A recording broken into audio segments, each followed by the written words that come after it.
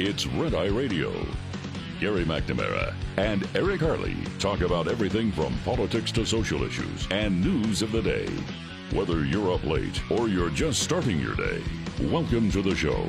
From the Uniden America Studios, this is Red Eye Radio. Hello and welcome. He is Gary McNamara. I'm Eric Harley. Kids, let's take a look at our next dating profile. His name is James Comey. He formerly worked in the government and likes long, weird walks on the beach. Ladies, I really have no idea if he's single. Gary, what's happening? He implied that You just found it. he just found it. He was walking on the beach, and it was just there. Of all the things to find, of all the people to find it, wow, what a coincidence. Let me make sure this doesn't have any effect at all by posting it on social media. I don't condone violence. You posted it on social media, you moron. He's weird. Yeah, we said this from the very, very beginning when we saw him testifying years ago, and we went, this guy does not give you any type of indication as the head of the FBI that he has any type of investigator mentality at all. Yeah, he doesn't speak the law enforcement language. Yeah. And even the actors on Law and Order, they speak the law enforcement language because, you got to convince people you're in law enforcement. He's always been weird. He just has this weird sense about him. He thinks very unlike normal people. Yeah, we always said he was just odd. Now, in all likelihood, nothing's going to happen here because you can take, when I grew up, 86 meant you got kicked out of the bar. Mm-hmm. That was a context. I've always seen it. It still has that meaning. Apparently, it has evolved over the years to become the definition of murder. Yeah. And 86 so the story is James Comey was just walking on the beach and looked down and there was these seashells. It said 8647. Of course, 47 is the president, 86. And it's actually been used you've seen signs of protest with it. Mm-hmm. And Comey then deleted it after the accusations came in. You're advocating murdering the president. And then he deleted it saying, well, no, he had no idea that that's what it meant. And he just happened to, he was taking a walk and it was there on the beach. I've come to realize that some people may have taken this wrong.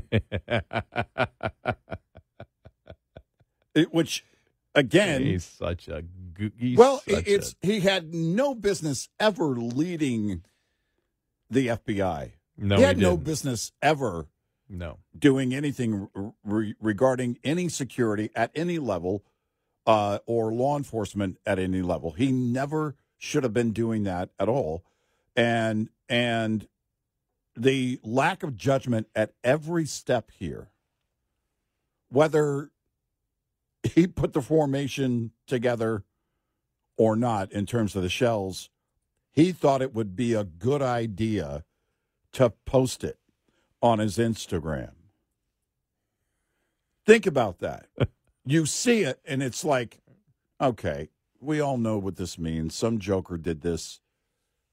When you post it, you own it. Yeah. That's the thing, is that, he wants to pretend like, oh, well, I didn't have any idea. It's Jake Tapper all over again. We had no idea that Biden had caught. This just into CNN, May of 2025. I'm looking here on X. Yeah. What's leading, trending? Arrest James Comey. Yeah, exactly.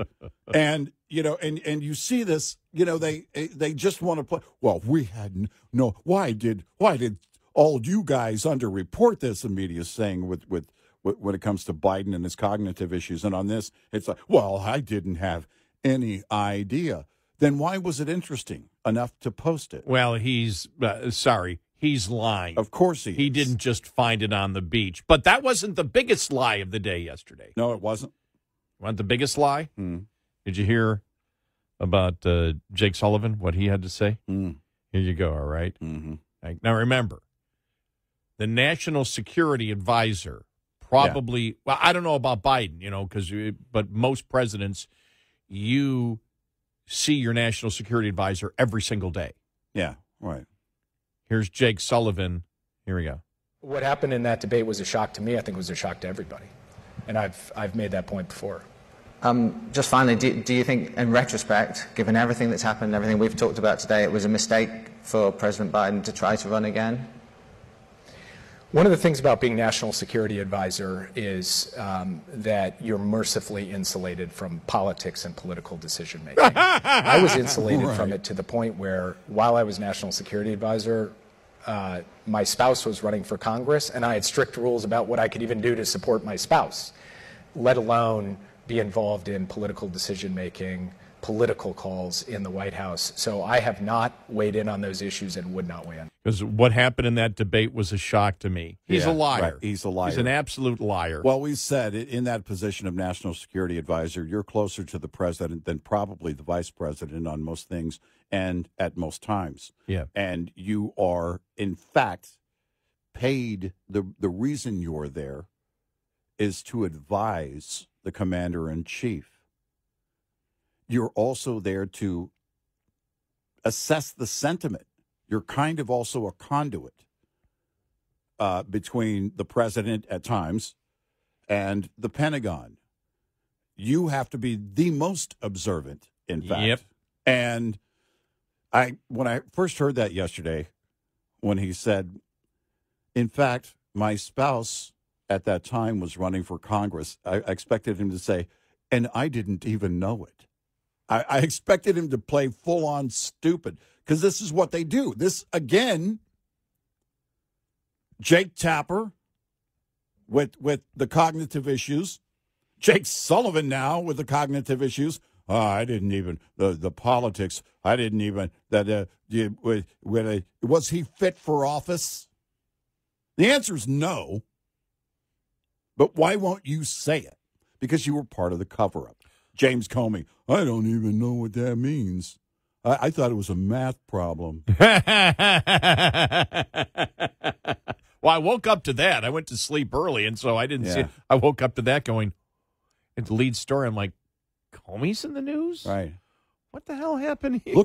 Look what these sand crabs did. I think they're trying to tell me something. I don't know what it is, though. There was Jaws 5. This is Comey 1. 8 times 6 isn't 47, it's 48. These are stupid sand crabs. Now, but there was a little bit of honesty yesterday from Democrats. This is Liz Smith talking. She a former Pete Buttigieg advisor, so as Democrat and liberal as you can possibly say.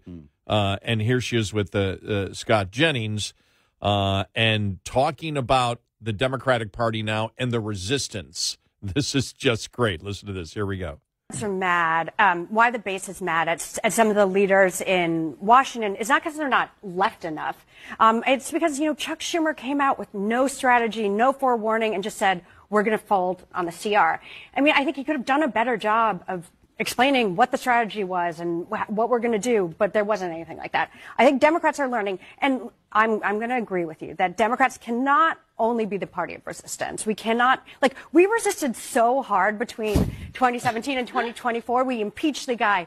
We prosecuted him, convicted him of 34 felony counts, and guess what? He still got elected. So I don't know how much harder we can resist now. Are you admitting that that the case against Trump in New York was part of the organized Democratic Party resistance? It was a Democratic prosecutor, and at the time, I thought it was unwise. I went on Fox News and said there were Democrats who said this at the time. There were a lot. Just to be clear, everybody who now touts the 34 felonies. Take it from Liz. This was not a real case. This was a plot to upend the presidential campaign, which backfired. I just think it was a boneheaded move by Alvin Bragg, but it's I just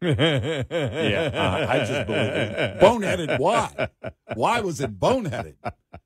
It's you got to be careful when you're talking as a liberal. You might every once in a while slip and tell the truth. Wow, that was just there was so much yesterday, and then this one. Yeah.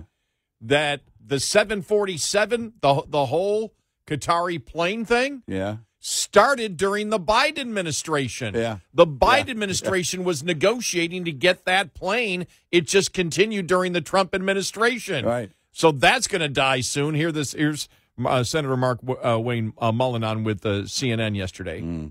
The United States take a 747, but here's what's interesting to me. What the media isn't telling you, what no one's talking to you about, is this same 747 has been in negotiations for a year. The Biden administration is the one that started these conversations. It didn't start underneath the Trump administration. Why? Because we need a backup for Air Force One. There you go. Yeah. So it actually started with the Biden administration. I guess y'all can wind that one down now. Oh, my. Yeah. We got a great show ahead. I mean, there's just so much happened yesterday. The Supreme Court on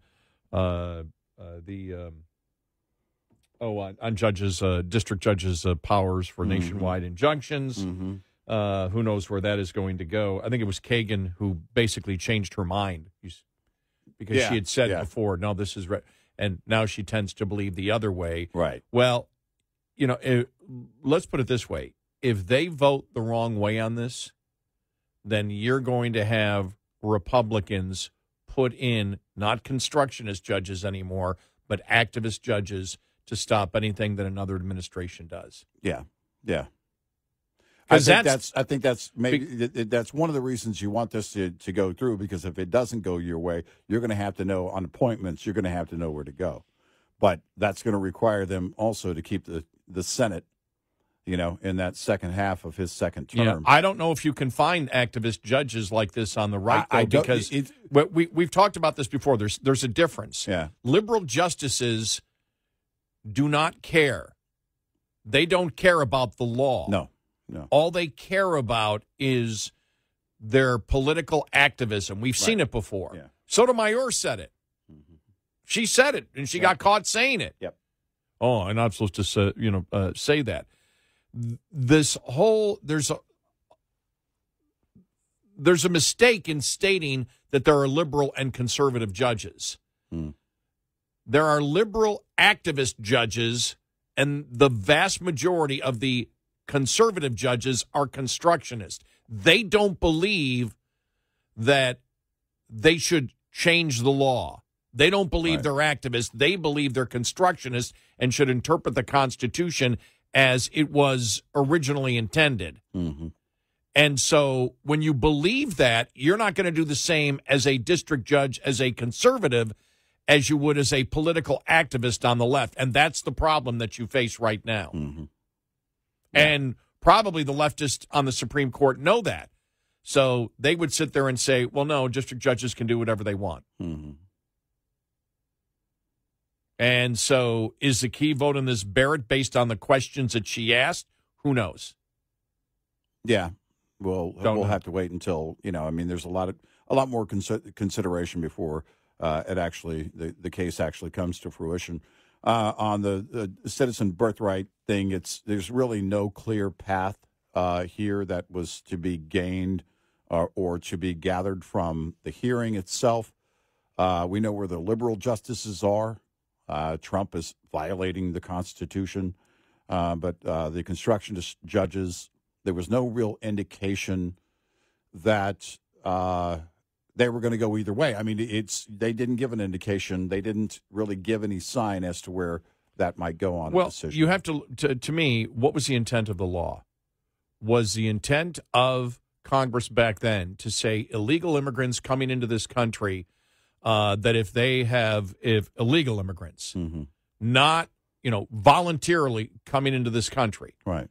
Was it supposed to be, was the law based on that, or was the law simply based on the fact that blacks were basically, by modern law, kidnapped and taken to the United States against their will? Right. We're here for a generation or more, and therefore had settled roots, and should they be given American citizenship? Whole different ball game than illegal immigrants voluntarily coming in. And to not look at the context of it and simply say, well, they didn't mention it, that's what I think they would that may be how that comes to fruition. So Congress will eventually have to come and say, sorry, this isn't the law anymore. Right.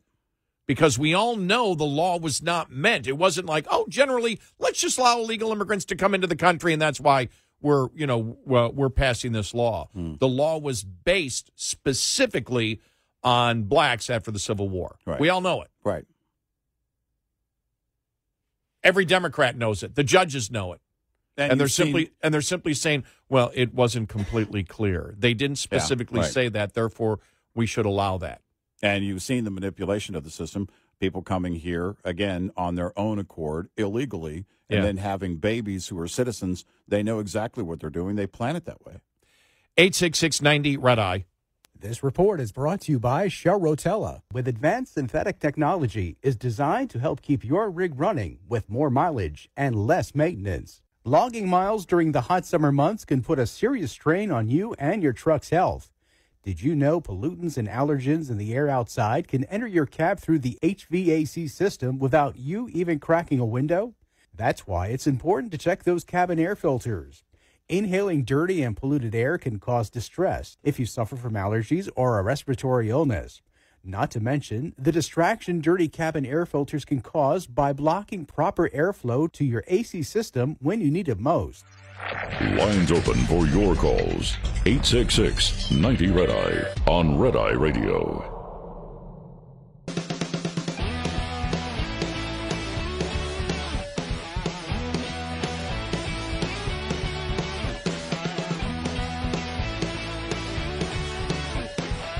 It's Red Eye Radio. He's Eric Harley, and I'm Gary McNamara. Yesterday in the Supreme Court hearing, it seemed like Elena Kagan now is in favor.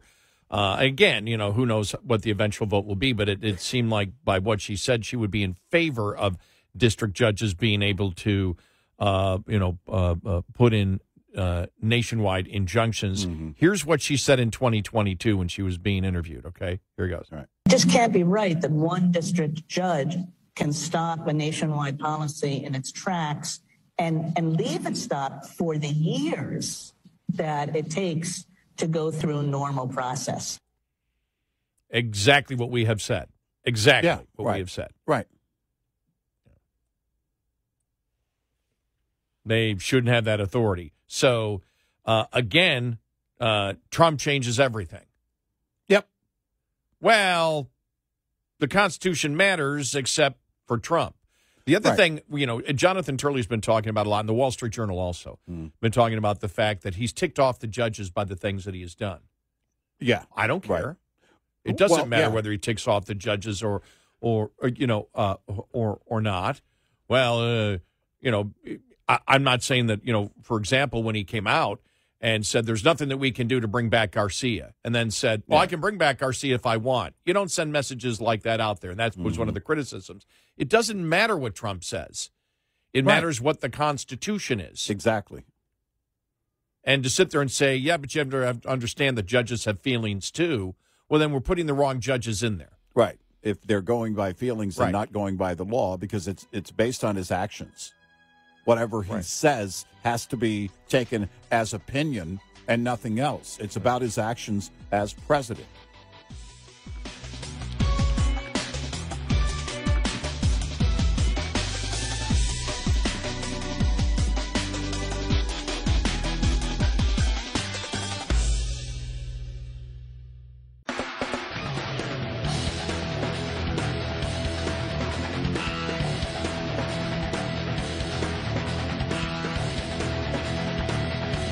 observing and analyzing the insanity. Eric Harley and Gary McNamara, nightly on Red Eye Radio. And he is Eric Harley, and I'm Gary McNamara. Download our Red Eye Radio app today, and you can listen when and where you choose. Well, finally, we've been waiting for the rockers to come out against Trump, and finally, Bruce Springsteen, while in Great Britain, in Manchester, where his tour begins, his first show of his Land of Hopes and Dreams tour, said the Trump administration is corrupt, incompetent, and treasonous. Does this give permission now for Green Day to come out? I think so. I mean, if we're going to do an oldies tour, I think we'd have them both, right? What I love is this, though. The 75-year-old musician known as The Boss is an influential figure. No, he's not. No, he's not. No, he isn't. He might have been in the 70s and 80s when people were gaga over him. But, that's sort of, I was thinking, which is amazing to begin with. But when you think about his first hit, I mean, Born to Run was 50 years ago. Mm-hmm. You think about that when in the 70s, was anybody in the entertainment or music industry in the 1920s? I know times have changed with the internet and everything else, but you think about it, it's like the influential musician from the 1920s. Well, in fact, Elvis's career, I mean, he died in 1977, but the span of, his career was effectively 22 years. I remember. Maybe 23. Yeah, I remember when I was a young teenager.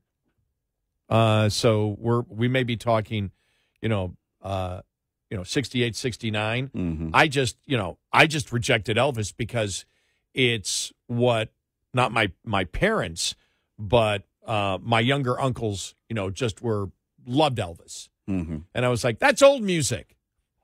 Mm-hmm. He'd been on in the limelight less than 10 years at that point. Yeah. And he was in Vegas. He was a Vegas act. And that was it. I really never listened to his music. It was just like, what really turned the movies. These movies are just dumb as a teenager. Yeah. And never really appreciated. And now I do. He also wasn't fans of them, all but one or two. Yeah. Yeah. But I didn't know that as a teenager. Yeah. All I know that's what was being thrown at me. And I was like, okay, that's my uncle's. That's old music. And I completely disagree with it now. I mean, just an incredible performer Elvis was. Mm-hmm. And I go back to when he was raw, before the orchestras were behind him and the big bands. Mm-hmm. You remember the concert where he's on a flatbed truck, basically a three-piece? Yeah. That was just fantastic. My mom saw him on that tour. Oh, wow. That was, yeah. So, but you think of it, and it's funny because I woke up to this and I'm like, who cares? Yeah, it's it's just, we expect this. Nobody really cares anymore what any of them think. They're not changing.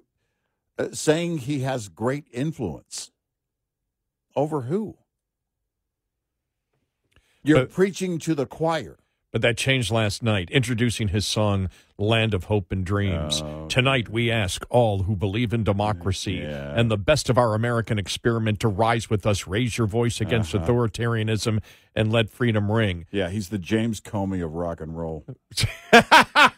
Just weird. Like some kind of choir's going to appear behind him from the heavens, anointing him.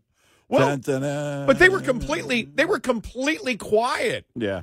During the unprecedented in American history, the attempt by the government to censor the media. Yeah. You want authoritarianism.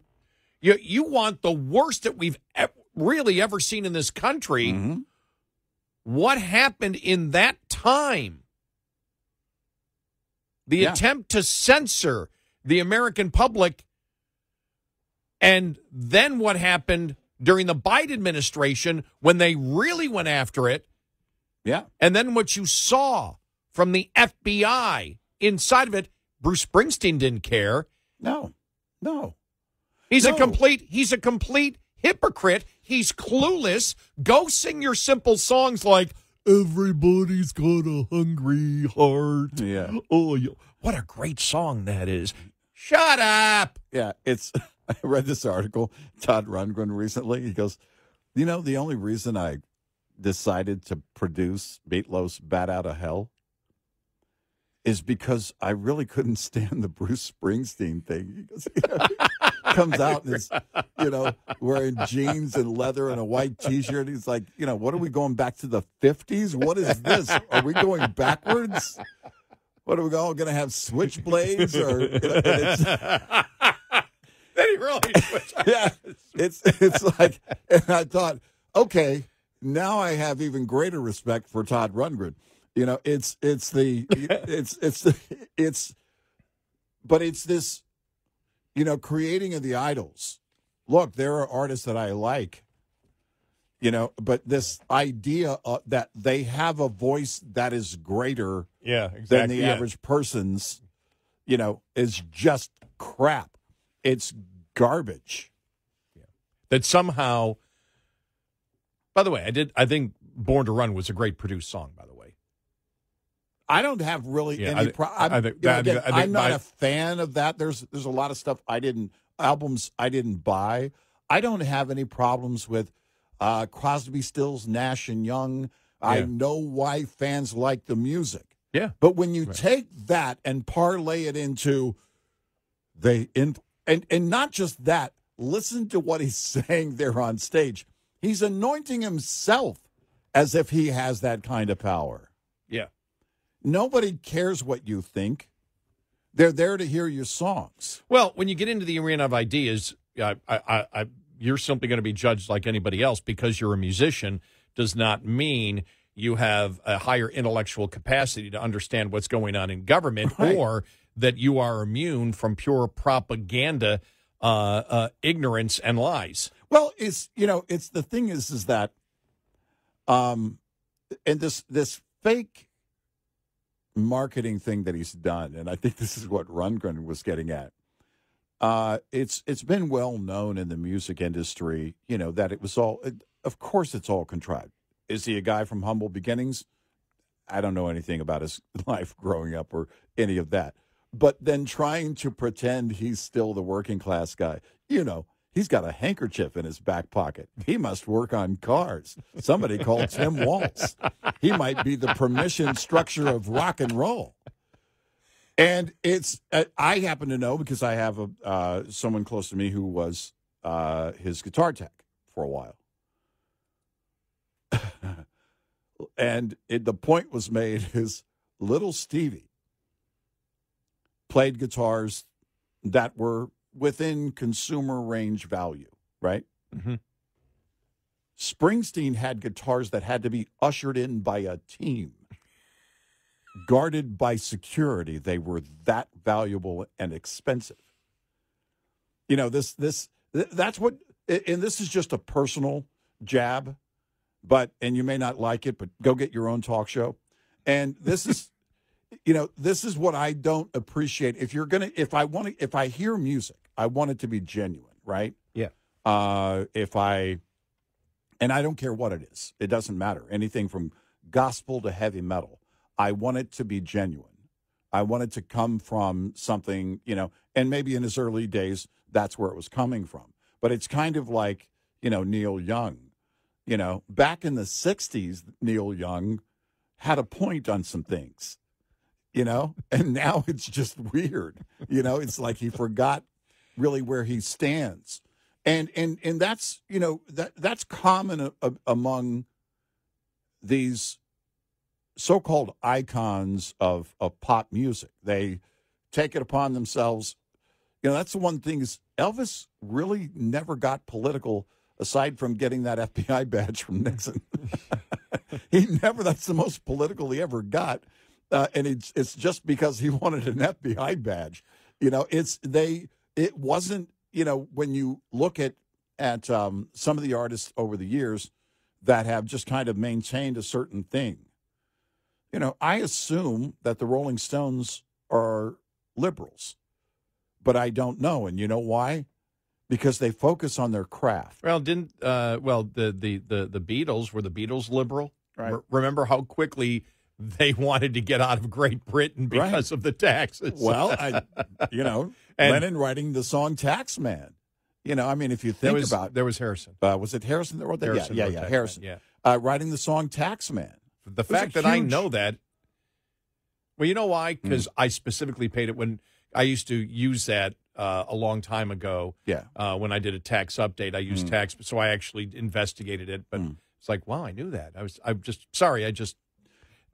I amazed myself for a moment at the useless information that is in this brain. I'll give you a more useless piece of information. After his death, George Harrison, an organization honored him by planting a pine tree, which was ultimately killed by beetles. It's a true story. So it's a true story. Now, see, I didn't. See? Now I'm at. Hold it. Let me put that in the useless portion of my brain here that hasn't been filled with useless information yet. Yeah, it's this mindset, right? That you have a greater voice than others. Now, and that sort of an immunity from criticism, right? Or the belief of people that your opinion carries more weight because you play a rock and roll song. I have no problem. You and I've always said, don't shut up and sing. Tell us exactly what you think. Right. Now, because you're going to live and die by, that particular credibility. But you and I, for a long time, have sat there and looked and said specifically, you're clueless. Rage Against the Machine was one of them where we said, you're raging for the machine. Mm-hmm. If you're a bunch of Marxist socialists, yeah, you're not for democracy. Well, and the fact that they were viewed as rebels for such a long time, this is the kind of thing the young people are into. We're raging against the machine. They're lying to you. They're raging for the machine. They want a government to dictate to you how you should live your life. You're idiots for supporting them. You can like the music, but the message was Marxist socialism. Yeah, and that's it. And the thing too is, we talked about it over the years, especially with the advent of social media. These celebrities have unbelievable followings. We talked about LeBron and things that are said and posted.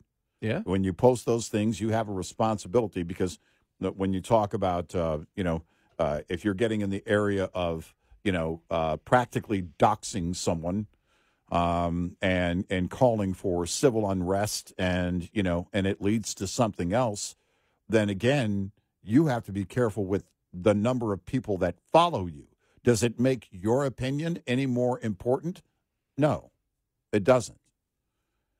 But, this idea that they've just, again, it's a bizarre way of thinking as far as I'm concerned. You and I were paid to issue opinions, but we've always felt that, look, this is our opinions. We'll break it down. You'll know why. If you listen to the show for any amount of time, you'll know why we believe what we believe. Well, I was hoping that if people, look at rock and rollers and say, your political opinion is more important than others because you play rock and roll. I was hoping that I could form a band and people would accept that my band is greater than other music because I'm a radio talk show host. Right. That was my plan all along. It didn't work at all. 866-90-RED-EYE. We'll be right back with more Red Eye Radio with Eric Harley and Gary McNamara.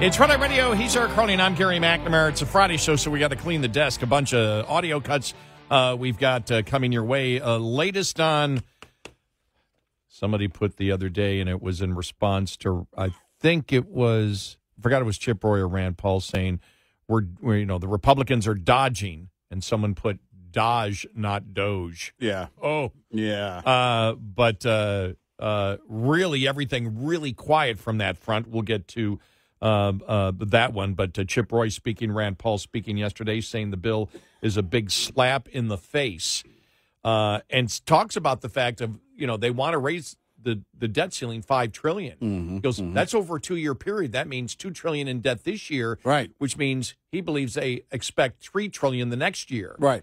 He said, Republicans, if you do this, you lose, and we're done. Yeah, because Democrats are going to spend. If you're not going to do anything on this, right, we're done. We're never going to get it under control. Exactly. We'll get to that and more. Plus, Starbucks employees strike again because of a dress code. Wow. Top of the hour news is brought to you by House Products. Visit houseproducts.com. This is Red Eye Radio on Westwood One.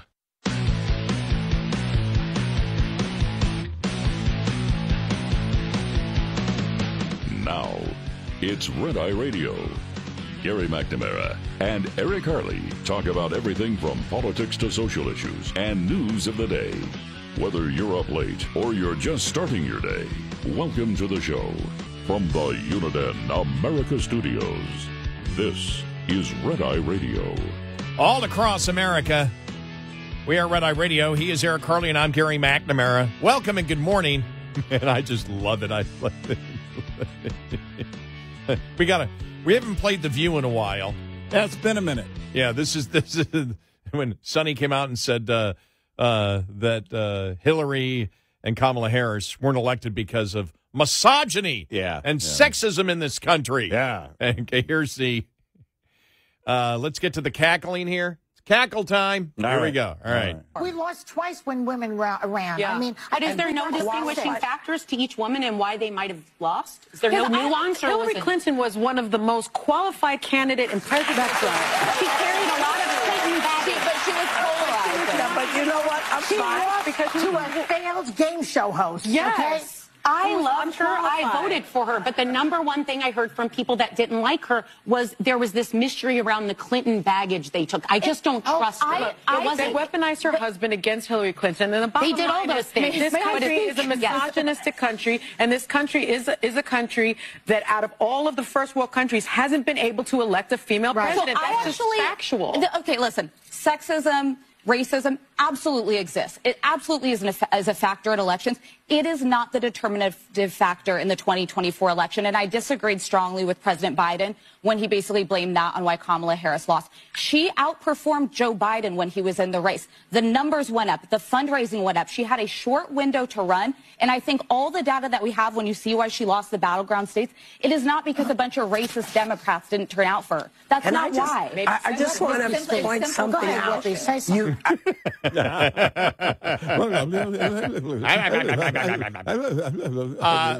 the way, what is the baggage surrounding the Clintons is not a mystery.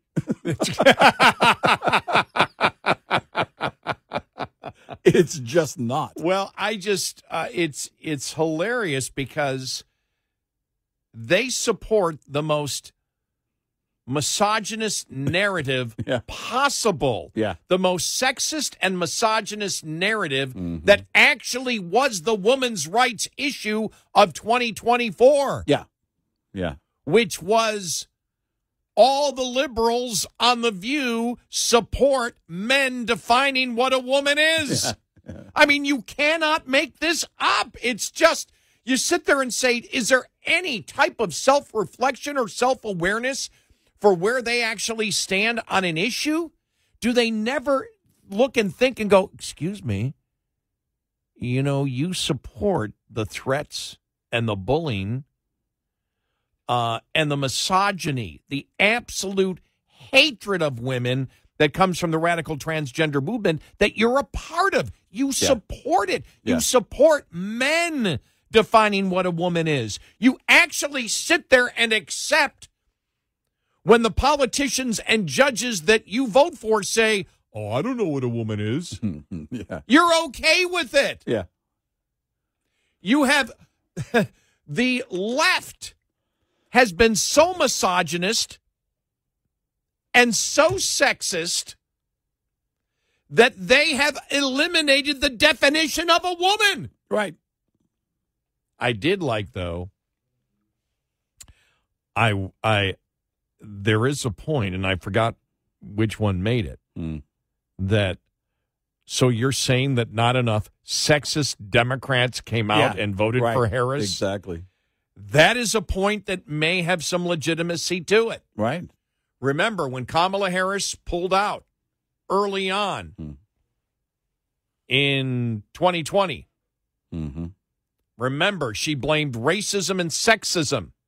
Yep. And the media was all over the racism and sexism. That's who she's blaming. No one ever thought, excuse me, it's a primary. What she's doing is calling Democrats racist and sexist, and nobody is defending Democrats. Right. Not one Democrat came out and said, that's not true. Right. Right. We remember. We covered that. We don't live in the bubble of today, and so we remember that. Exactly. And that's the problem, is they keep running into their own wall because, and we've demonstrated many times how the racism is very much alive and well and institutionalized in the Democratic Party. Yeah.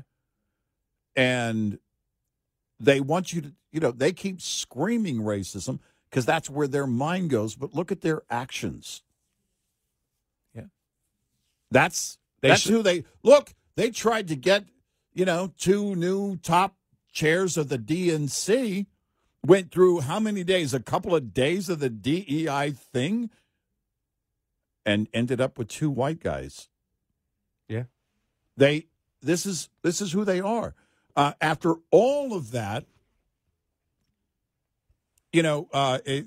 leading up to, the after Trump was elected and the whole thing, what did they do? They kept screaming, old white men, and what did they do? They picked the oldest white guy there is. Yeah. And you see this over and over again, and they want to scream at Americans for being bigoted and racist when it's their own side. There is a lot of equality here in the Democratic Party. Both men and women have lost because they suck on the issues. Yeah. Yeah, they do. They do. And what they're saying is because they're a woman, they should automatically be advanced with their beliefs, their character, not something that it should be discussed at all. Right. Yeah. And if you discuss it, because I'll criticize a woman and I'll do it bluntly. And when I've done it in the past, people have said you're sexist. No, I'm treating that person just like I would any man. Yeah. Yeah. You want equality? That's equality. Right. You suck on the issues. Yep. We never once ever talked about Hillary Clinton.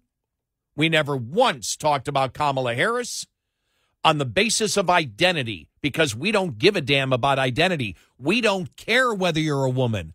We don't care whether you're black. We don't care whether you're white. We don't care whether you're a man. All we care about is where you stand on the issues and what your plan is when you're running for elective office. Yep. You're doing my bidding. That's the reality. Yeah. It's all I care about. Yep. We don't care. Yeah, it's, look, I want the best qualified person. Yeah. I want the person who best represents my values. End of story. Yeah. They keep talking about, their entire focus is about the identity of the person. Yep. And what do they end up doing? Inevitably, every time, picking the white guy. It's her time. And then through their actions, it's not. Well, then again, remember Whoopi on, not understanding anti-Semitism at all. Yeah, yeah. It's not racist. Apparently, Right. She was Right. completely clueless. It's But I do think it goes back to what we have said. The left is stuck on identity and stuck on the concept of racism and white guilt because they have racist beliefs in their head. That's the only thing that can justify it. The only reason you go there is because you're a racist yourself. And what's our evidence that they're racist? They all believe in the identity politics, which is judging people by groups and not individuals. If there's a flaw in the argument that we give here on Red Eye, I'd like to hear it. right. But the party of identity politics, judging people by the group that they're in and not as specifically as an individual and where they stand on the issues,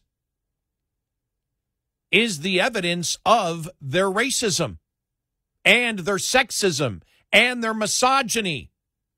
You want an example of misogyny, they're simply saying because those two didn't get elected, it must be misogyny and sexism, yet they are bluntly misogynist and racist by endorsing the radical transgender movement and not being extremely critical of the threats, the intimidation of young women today in sports. Yeah. It's mind-boggling. And again, all you have to do is pay attention to how they talk and also how they act, what they're doing, what they're pushing for, and who they pick to represent them. And they ought to think about the fact that it is a show of all women that must, for the first time that I know in American history, have lawyers in real time that have to pay attention to everything that they say. Right. Because the lawyers and ABC are afraid that they don't have the ability not to defame someone and cost ABC money. Right. And it's not because they're women. Nope. It's because of their brains and how they think. Yep. Because you could put other women on there that ABC would not have to do that. Right. But understand that the ones that are talking about that it's pure sexism are the same ones in an unprecedented move have lawyers in real time parsing everything that they say and making them make corrections. I have never seen that in any talk show ever. No. Not in my So life. when we insult The View, we're not insulting women. We're insulting their brains. Yep. We're insulting brains of human beings who apparently are clueless, ignorant, and immoral in their thought process. Yep. And want to blame everybody else. Exactly. Yeah, that's true. Yeah. And are still victims. Right. The world is so bigoted, racist, misogynist, and you listen to how they talk. You listen to what they say, and you clearly, very early on, just listening for a short period of time, you can develop the pattern of who they are and how they think. Mm-hmm. Yeah. And it's I wonder it's about as radical as it gets. It really is. I wonder what the lifespan is of the show of something like that. I mean, they've been on for a while, but how long will it continue with this? Yeah. I don't know. They're so bad when it comes to anything political. I've wondered for a long time how they keep an audience, how they stay on the air. 866-98 Red Eye. Brought to you by FPPF, Fuel Power Max. The IFTA tax program redistributes tax revenue to states based on your actual miles run. Thus, the truly cheapest fuel can only be found if you subtract federal and state taxes and state surcharges from the pump price to compare. The strategy means that you buy without regard for whether you are paying more at the pump in taxes. IFTA also considers state surcharges, which complicates the fuel buying strategy. Indiana, Kentucky, and Virginia have per gallon surcharges. Connecticut, Kentucky, New Mexico, New York, and Oregon have per mile surcharges. While some owner-operators buy only enough fuel to get through surcharge states, this practice can backfire, depending on the actual cost of the fuel in each state. When comparing fuel prices, always remember, pump pride minus taxes equals the real fuel cost. Owner-Operator Business 101 is provided by Overdrive's Partners in Business program. Go to overdriveonline.com to the Partners in Business section of the website for more detail on this and many other topics. Brought to you by Shell Rotella. With advanced synthetic technology is designed to help keep your rig running with more mileage and less maintenance. Get in touch with Red Eye Radio, toll free at 866-90-RED-EYE.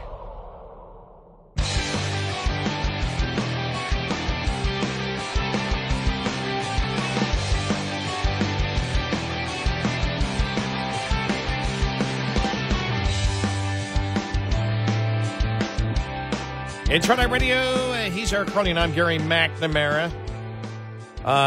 Reading here from Rand Paul on the big, beautiful is in the eye of the beholder budget that the Republicans very quiet on yesterday. Yeah. Rand Paul said, though, when he was on Fox and Friends yesterday, here's the quote. We'll have some audio coming up following the bottom of the hour. The problem is it's asking conservatives like myself to raise the debt ceiling $5 trillion. That's historic. No one has ever raised the debt that much. It will be a record for Congress to raise the debt $5 trillion. But it also indicates that this year the deficit will be over $2 trillion, but it means they're anticipating a deficit close to $3 trillion for the next year. It's really a slap in the face at those of us who are excited about Elon Musk and Doge and all the cuts. Where are the cuts? If the cuts are real, why are we going to borrow $5 trillion? Right. So what I proposed was I put forward a proposal that we voted on it to raise the debt ceiling, but only for 3 months. Yeah, I mean, they probably got the idea from me. I started saying it years ago. Just quit messing with it. Just, in fact, eliminate the debt ceiling. Well, this move at least is the biggest debt ceiling lift that we have seen so far. And $5 trillion tells you what? Because what's the next thing we're going to hear? Because he makes the great point. Well, wait a minute. If we're actually seeing cuts, why do we need to raise the debt $5 trillion? And the next thing we're going to hear is, well, it doesn't mean we're going to use it. That's what Obama said. Well, I have to admit something. Maybe it wasn't this exact context, but you were right and I was wrong. Yeah, what? Remember when Congress said, okay, we're going to form our own Doge section of Congress. Yeah. And you said, why does Congress have to be involved in this at all? Right. And I made as it seems now, the completely idiotic statement to you, and I don't know whether we said this on or off the air. I can't remember.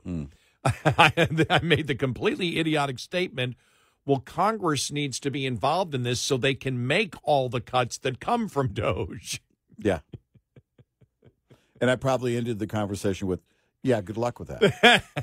Because all these cuts are coming from Doge. Of course, Congress needs to be monitored so they can have a bill that mirrors what the Doge cuts are. And we had that conversation, and it was like, well, it's because now here's where it was, right? It started with $4 billion a day, and it was like, well, okay, tone that down.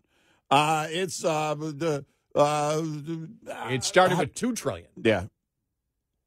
Was it $2 trillion? The first total? The first total that Elon Musk said is we can cut $2 trillion because you and I said he must mean on a 10-year budget. Right. But because what they were finding was $4 billion a day. Right. But initially the projection was that. Then it was 1.45 trillion is what he said he found. Then it went down to $1 trillion, and then it went down to 150 billion, and we don't know what it is now. Well, it's nothing. Well, it's nothing right now. Yeah. And my point on that in that conversation was, why does Congress need to be involved? Well, they need to be involved because they feel like they need to be involved. This is the whole thing, is that if you really mean it, you let Doge do it. You let Doge prove that these cuts can be made, and then you take that information from DOJ and you do what you do as Congress. And it's a separate action and should be a separate action. But now it's clear that, oh, hold on, we needed to come in and tame this whole thing about cuts because, we're not going to actually cut. You don't think we're actually going to cut, do you? Well, think about it. And any of the so-called cuts don't happen for 3 or 4 years to pay for the spending the first 3 years. And when we get down the road, do you think they're going to let even those same Republicans, if they're still in office, are going to let those cuts happen? Oh, no, this could cause pain because we didn't know that then, and now we know that, and we can't do that.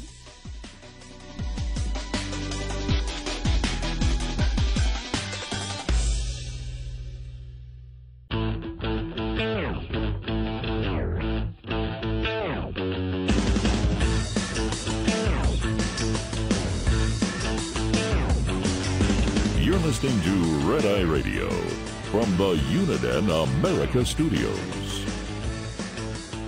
And he is Eric Harley, and I'm Gary McNamara. Welcome and good morning. Thanks so much for being here this morning. Download our Red Eye Radio app today, and you can listen when and where you choose. All right, Chip Roy on the big used-to-be beautiful bill. All right, here we go. Chip Roy and his comments on what he believes is going on and what he objects to. We've got a flawed bill. That's the bottom line. It has some good tax policy and some not so good tax policy. Some of it is not as extended as it should be. We've got some good spending restraint and some bad spending policy. So, for example, Medicaid, they put the work requirements in. They said, oh, we've got work requirements. But they don't take place until 2029, after the Trump presidency. They have waivers to the work requirements even when they kick in 2029. They do not address at all the ridiculous federal funding of certain states at the expense of other states. For example, the expansion states at the expense of the non-expansion states. $9 of federal money goes for every $1 of state money to the able-bodied, which is 7 times more than the $1.33 that goes for every dollar of state spending for the vulnerable. So it's a broken system, and this bill doesn't make it better. It frankly arguably makes it worse, because the end result of what the Republicans are doing now is likely more expanded states, more socialized medicine, more deficits, and frankly, the vulnerable getting hurt at the expense of the able-bodied who should be working and who should be not getting more money than those who are vulnerable. I don't see anything that's not true in his statement. Yeah. Right. Let's go to Rand Paul yesterday. Here's Rand Paul talking about what he sees. I said I will vote for the bill if they remove the debt ceiling from it. So I'll take imperfect spending cuts. I'll take an imperfect tax bill. I'm not asking for perfection. I'm for the tax cuts. I'm for making them permanent. I'm for spending cuts, but if I don't get everything I want, I'll still vote for that. The only thing I won't vote for, and the line in the sand I've drawn, is over the raising the debt ceiling $5 trillion, because there has to be someone left in Washington. There may only be a handful of us, but there has to be someone left who cares about the debt. But once conservatives are hoodwinked into voting to raise it $4 or $5 trillion, there is no high moral ground. You can't say, I wasn't part of the problem. Yep. They are the problem. The conservatives assume the problem. Once you vote for Biden's spending levels, which they all did in March, they have assumed the problem. Now, the one thing is where he said he'd vote for the bill, he's actually not voting for the bill. Because if you only want a debt ceiling, if you won't vote for the debt ceiling, you're not voting for the budget. Right. What you're saying is I'll vote for the budget, but I don't want to give them the funding to do so because the funding comes from borrowing. Right. So you actually don't support it. Yeah. I'll vote for the bill. I just don't support. I mean, that's like saying I support everything that I have bought here with my credit cards, but I'm not going to pay it. Right. I support the spending. Yes. The paying for the spending is what I don't support. I don't know if he realized that was the message. I don't think that's what he meant, but that's the way it came across. Right. Just knowing Rand Paul. I'm like, Well, excuse me. What do you mean? I'll vote for the budget. I just won't vote for the funding mechanism because the funding mechanism for the budget is more debt. Right. You know, we dealt with this with the Democrats when it came to socialized health care, whether it was Vermont, Colorado, or California. Well, Yeah. okay, yes, we absolutely are for this bill. We're just not for funding it. Well, then you don't have you can't spend if you can't fund it. And the funding, for example, in those states for health care would have to come directly from the taxpayers, from the federal government. It doesn't. It comes additional spending like this, not from increased revenues to the government, but from borrowing it from future generations. Right. Yeah. Yeah, there is no way to, that's the thing. I don't think that's what Rand Paul meant either, but I would stick with the original point of, look, you can't raise the debt ceiling by $5 trillion and say you're cutting. I'll support a bill that cuts. This isn't the one. And he's implying that's for 2 years, which is why he said they're planning for $3 trillion deficits for the second year. Oh, my God. Here's Chip Roy talking about the SALT cap increase. Is there a compromise for you? Is there a number in deficit reduction? Is there a program where you think you, for example, from Texas, and a New York Republican can come together? Yeah, well, first of all, if my colleagues who want their SALT cap increase, their state and local tax increase, which is subsidizing blue state high tax jurisdictions, if they want that, then I want the reforms to Medicaid. There's a lot of overlap there for the big blue states that are taking a lot of Medicaid money for all of these able-bodied people. I think we need those reforms. So if they want their SALT increase, maybe they should come work with us on Medicaid. Now, I know that you and I, when it said, okay, well, what kind of cuts do you want? I'll take a budget to start out with, because this is how bad it is. I would take a budget that is just indexed for inflation and no more. Plus $1 of cuts. Well, that would be at least much greater discipline than we have seen. Yes. Now, I want a very more. long time. Yeah. I want more. Right. But, you and I had said, when, and we had said this early on, when Elon Musk came out and said we can find $2 trillion in cuts, $2 trillion just in waste and inefficiency and foreign aid. And we just, the fraud in foreign aid, U.S. aid, whatever, and all that. And we said up front, he must be talking about over 10 years. And he wasn't. He said, no, I'm talking a year. Then it went to $1 trillion. Then he came out and said, we're currently saving $4 billion a day. You and I figure that out. That would be $1.45 trillion. Right. Multiplied by the number of days in a year. And we said at that point, if that's true, the problem is solved. It was less than 2 weeks later, he said, well, $150 billion is what we can do. Right. And then it's like, well, the administration came out and said, well, 150, but there are other things we're going to put in. So now it's $100 billion. That was actually what you and I said earlier when Elon Musk was talking about the $2 trillion. We said, good God, you're not going to get that. And we were criticized for that, by the way, but we ended up being right on it. Not because I'm not saying that to brag or anything, because there's no joy in that whatsoever. It's just we understood and actually broke the budget down and said, you don't have $2 trillion. If you have $2 trillion, you're going to have to cut, because we went through it. You're going to have to cut. Forget about Medicaid. Medicaid would be gone if you're cutting $2 trillion. Yeah. Completely. You'd have to even start cutting Social Security and Medicare at that point. And that's not going to happen, because if you just add it up, and with the debt that has to be paid, the interest on the debt, which is now expected to be $1.2 trillion this year, the math just was never there that you could cut $2 trillion and not affect anybody. Then it went down to $1 trillion. Then he claimed it was $4 billion, which ended up being 1.45. He said $4 billion a day, which is 1.45 trillion a year. And then next thing you know, 2 weeks later, it's 150 billion. But we're still not going to do all those cuts, so it will be less than that. And now we know that any cuts that are being made are just simply to fund new programs or to fund existing programs in the new budget. So nobody is talking about any cuts at all, not one, single cut. And that's a huge problem.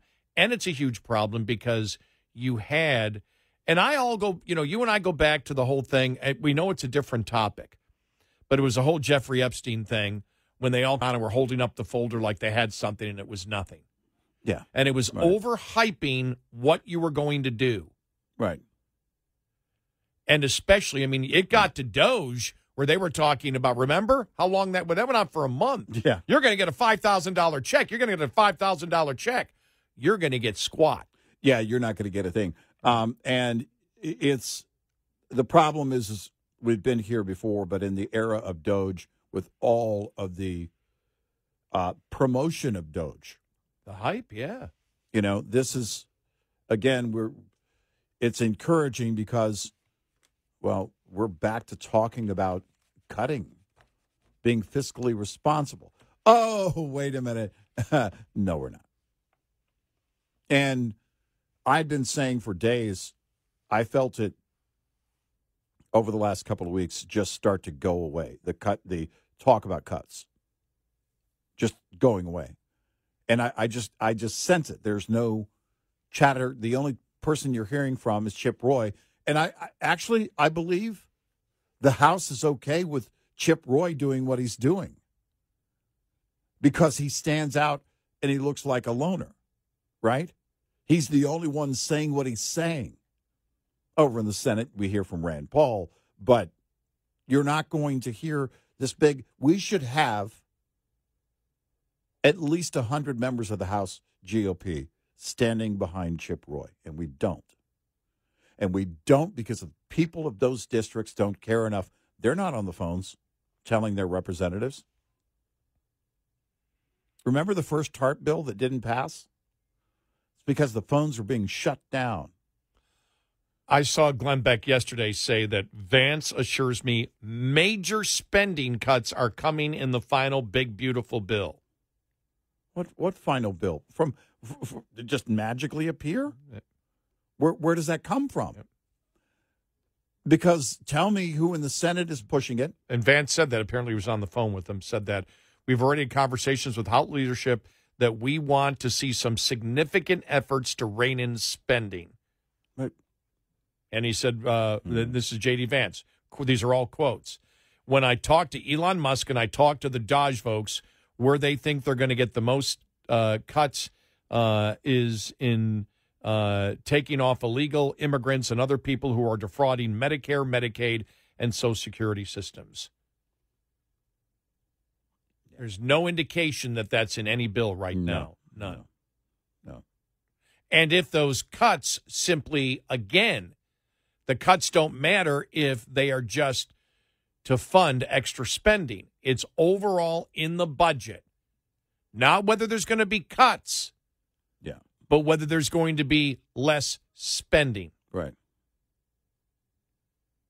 Yeah, So apparently he said that yesterday. Vance said that to Glenn Beck. I don't see any indication of that. There's no indication yet. I hope so. Look, if the silence from the House has been because that's what's going on, great. Prove me wrong, GOP. I'll eat that crow all day. I don't expect it. I don't have any indication. Why haven't we heard any indication from people like Chip Roy? Hey, I have some encouraging information. I don't know if it's going to play out yet, but there have been actual conversations now about changing this thing for the better, and I think the American people should be encouraged by that. Hopefully, it will end up being that in the final bill, but just to update you on how it's going. I didn't hear that from Chip Roy. Here's the latest from Chip Roy. Here we go. Okay. I have this right here. So let's do the right thing, advance the Trump agenda, and let's get it done this weekend. I'm not going home this weekend, Rob. I'm staying here all weekend, and we're going to get this damn thing done, but the right way. I'm not going to vote for a bad bill. I didn't come here to raise debt. I didn't come here to increase deficits. I didn't come here to cement Obamacare into law with Medicaid expansion. I didn't come here to give more money to the able-bodied than the vulnerable. We got to get it done right. There you go. Yeah, we'll see. 866-90 Red Eye. Coming up, more with Gary McNamara and Eric Harley. It's Red Eye Radio.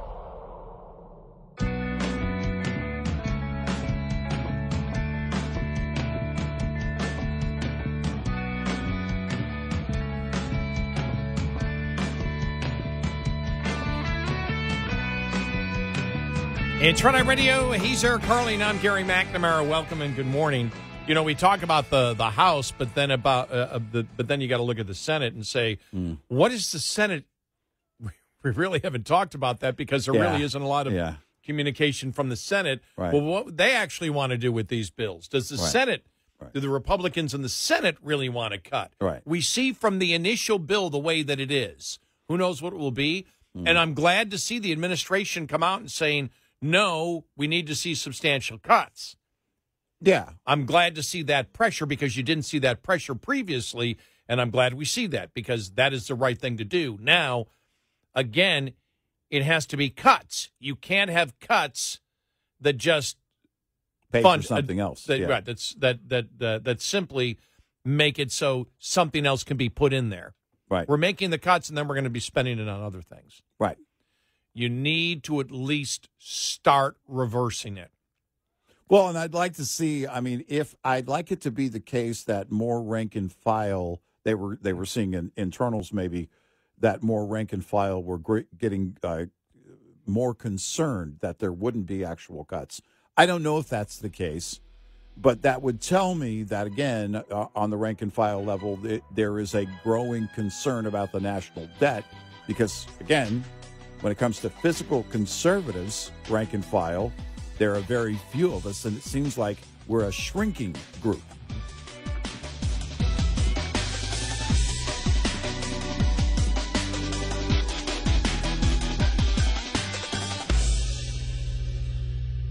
This is Red Eye Radio on Westwood One.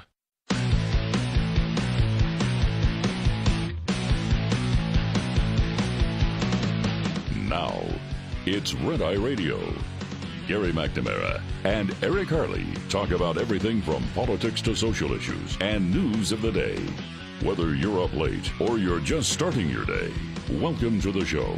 From the Uniden America Studios, this is Red Eye Radio. All across America, he is Eric Harley, and I'm Gary McNamara. Welcome and good morning. Excuse me. The voice there went for a second. Here we are. We've made it to a Friday. You know, it's time that on the budget we simplify things. Yeah. And this came to me, years ago. When and it's getting that time again. It's time to get off the bike and start swimming in the pool. Mm-hmm. And when I start swimming, I end up getting to the point of doing a mile sometimes in the pool, sometimes 2 miles. Now, it's early in the morning. So, because if I spent an hour or two in the pool on a sunny day in Texas with my alabaster skin, I would be mistaken for a lobster. So I normally swim early in the morning or in the evening. And this was one time it was in the evening that I was swimming, and I was doing, I can't remember, it was a mile in my pool is 151 laps. 2 miles is 302 laps. Yes, I figured it out. And so when you swim that kind of time, your mind can wander a lot. And so mine normally, gets to, analyzing stuff in the news. And this goes back a few years ago when you and I were trying to make it much simpler for people to understand the fiscal situation of the United States. Because you throw about the billions and the trillions, that means nothing. How do you make it so within a minute, everybody, or 30 seconds, whatever, it should be between 30 and 60 seconds, everybody can understand from a perspective of a regular person's salary and their own economic condition where we are as a country. Yeah. So I just did it again. Right. And I did it by last year's number. Right now, our budget is like somebody who earns a little bit over $49,000 a year. Last year, you spent $68,000. All right? This year, you're expected to maybe make $50,000 a year, but you're not sure because of so far in the first quarter negative economic growth and what it should be. Your actual growth, which raises your money, or which would be your bonuses, may not get you there. So let's just make it where it's going to be $50,000 you'll make. All right, just to be optimist on it. You're going to spend $70,000 this year. You have unsecured debt of $370,000 that you have to pay the interest on, and the interest on that debt is an extra $1,000 that you have to pay, just the interest. You've got to pay. That's part of the debt that you have. So if you're spending $68,000, I guess that $1,000 would be included in that debt because that would be a part of it. That would be included in that. So you're making last year $49,000, spending $68,000. This year you may make $50,000 and spend $70,000 or $71,000 or $72,000. You're not sure yet. You have unsecured debt of $370,000 that you cannot file bankruptcy on. And you have obligations that must be paid over the next 10 years of $1 to $2 million. That's the situation this country is in. Does anybody in the real world ever get out of that? Nope. Nope. As a bill collector, as a former bill collector, nope. Nope. And is there any plan? Have you sat down with a financial planner to try to change that curve over the next 5 to 10 years? Well, and the answer would be no. No. But you are talking this time about cutting spending. Now, it's so that you can buy other things. Right. You're not actually going to control your own personal fiscal situation. I'm going to cut my alcohol spending in half. Yeah. But buy edibles. That's right. So how much are the edibles? I don't even know what alcohol costs, but and by the way, don't send me an email. I don't want to know. I really don't care. Seriously.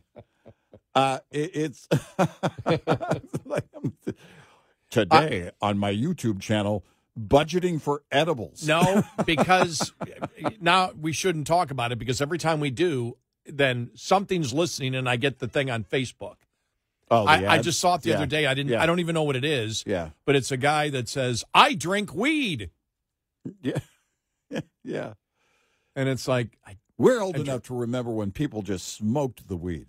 Yeah, and it was like maybe they ate it in brownies, but that was just more of a gag. And gift. I didn't read. I've seen the headline a couple of times on social media. Yeah, yeah. And I just haven't. Sorry, there's other things on my mind. And then the microdosing thing. But I did see where someone was. They said it was like $90 a bottle, and I went, oh, okay, wow, that's it's quite a bit. It's quite a bit of money. Well, $90. Wow. $90 for a bottle. And I don't know whether it tastes like a fruit juice or it tastes like alcohol, but I do like the ads that say it's time to go sober. And I guess that's what you call California sober. Right. I'm going to stop alcohol, but then Yeah. I'm going to do. Yeah, there's actually a country song about it, and shockingly, Willie Nelson was part of that duet. I know somebody, and I told you about this person. Mm-hmm. Who's pretty well known. Yeah, and an alcoholic. Mm-hmm. And in an article that was written about him, he pulls out a huge joint, mind-numbing joint, and smokes it with somebody else, and is claiming that they're sober. I'm like, really? Yeah. We always question the one about cigarettes. No. Right. I've got, and if you look at it, I mean, if you look at alcohol, the immediate effect of it, not the long-term lung cancer effect of it, you might be able to make the case, well, it's better to smoke cigarettes than drink the alcohol because the immediacy of what you need, the problem that you need to solve. Mm-hmm. But I'm really thinking to myself, and by the way, the post, when you see these things, the ads for and most of it is I'm assuming, I got to do the research on it. When they say the mushroom stuff, is that LSD they're doing? Is that legal LSD? Yeah. Is there something I don't know about? It's not. I just legal. I don't know about, but it's hallucinogenic. Well, it's being advertised on social media, right? No, that's the thing that shocks me the most is that it's. And I don't know, state. Maybe I missed that whole thing. Legalize it and tax it. I don't know what's legal and at what levels in what states. In Texas, they're trying to close the loophole on any amount of THC in hemp. Right. It's going to be a 0 THC. I think there's another state, including which is the Delta 8 and the Delta 9 stuff that they talk about. Yeah. Well, I mean, they've 8,000. You see them all over the place. Mm-hmm. I just thought it was places just selling because it said CBD, and I'm like, boy, CBD is popular. Yeah, It's like, no, not that popular. No, that's not what the business is. The business is the legal weed, even in Texas. And they said within a year or two, like 8,000 stores opened up in the state of Texas. Mm-hmm. Yeah, and so. And it was all based on this aggregate weight.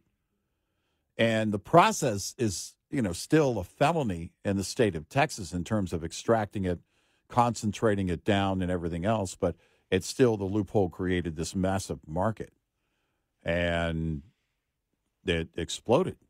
And now lawmakers in Texas are looking to close that, which I got to look up that bill and see how far it's gone so far. But eventually they will. I think the House passed it, right, and then it goes to the Senate. Yeah. So, and there may be a compromised version of it. I don't know. I don't know what that is. There is a very limited medical marijuana allowance in Texas. It's medical THC at a much lower level, and the ailments and criteria list is very short.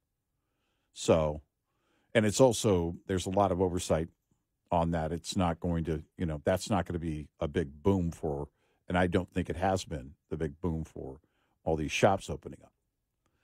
But it's the whole mushroom thing, the whole microdosing thing. I mean, it's one thing and then on to the next and on to the next in terms of people's desire to get high. Wasn't there a thing that, didn't they say that microdosing a very, very small amount of LSD is used? Yeah. Actually, I forgot what it's for. Right. Some kind of therapy. Whether it's schizophrenia or whatever, right. that it helped in that. But then all of a sudden you've seen microdosing, which is just a smaller amount of weed, all over the place. Mm-hmm. Well, these are microdose pills. Mm-hmm. You just have and they combine it with the CBD, which there's a calm effect and a very slight buzz, but you can still operate. Right. Yeah. You could be a functioning. Right. Exactly. You can be a functioning. We'll make sure it's highly microdosor. functioning. That's like a functioning alcoholic. Right. Yeah. Functioning. When I lived in I'll never forget when I lived in Portland, and I worked at our great affiliate KXL. And if you live there, in Portland, listening right now, everybody knows the Steel Bridge. And there were two people that hung themselves off it. They just, they basically committed suicide. And their bodies hung there. I mean, the rail, the public transit was going right by it, and their bodies were hanging for like 12 hours. It was a gruesome sight. And they were both heroin addicts and said, we ran out of heroin. We can't get any more. So, boom, we're doing it. And I said, I wonder how many people, actually do heroin, and how many people, for example, I wonder if anybody listened to my show that does heroin, phones never stop for 3 hours. Yeah. Yeah. And all of them said, well, we're functioning heroin addicts. Right. Whoa. Right. What? I know where to get it. I can keep my job if I maintain this one level. And for me, I'm a functioning caffeine addict. Yeah. I'm a highly functioning non-sleeper. Yeah, you are. Yeah. You are. Not me. I cannot, I can't microdose sleep. Right. Yeah. I have to maxidose sleep. Right. Otherwise, I can't. But then again, I'm an old man, and you're much younger than me. Yeah. I don't feel it. It's, but it's in a society where it's that desire to feel something, and the words like, well, self-medicating, or it's helping this, or it's helping that, and you'll have people that will claim all of that, but in an open market situation, which is pretty much over-the-counter type approach, look, people abuse things that are over the counter. Well, I was seeing that yesterday, for example. I think it was on CNN. I'll see if I can find it, where they were talking about the fact that all the able-bodied men, they're able-bodied and they can work, but they're all drug addicts. Mm-hmm. And if they lose their Medicaid provides them with that. And my next question would be: you mean the 6.8 million able-bodied men? The vast majority are drug addicts. And if they lose the Medicaid, then they lose their ability to go to rehab. And that was the argument that's being made. Right. And it's like, well, we can't solve any problems because people can't take care of themselves. Right. It's like, wow. Yeah. And I don't know the answer. I don't have any answers. I just observe it and look at it and go, my gosh. For me, I'm amazed when I go through a day and I can function without, with little sleep, with 4 or 5 hours of sleep. I can't imagine having an addiction to something like that, and then basically the entire day is spent just trying to function. Dennis Quaid talked about one time his addiction to cocaine. It was like, okay, then you're up till 2 or 3 in the morning, and then you get up the next morning and okay, well, I can do this. And you just keep doing it every day. Yeah. And it goes beyond an addiction. It just becomes more of a routine along with the addiction. 866-90-RED-EYE. We'll be right back with more Red Eye Radio with Eric Harley and Gary McNamara.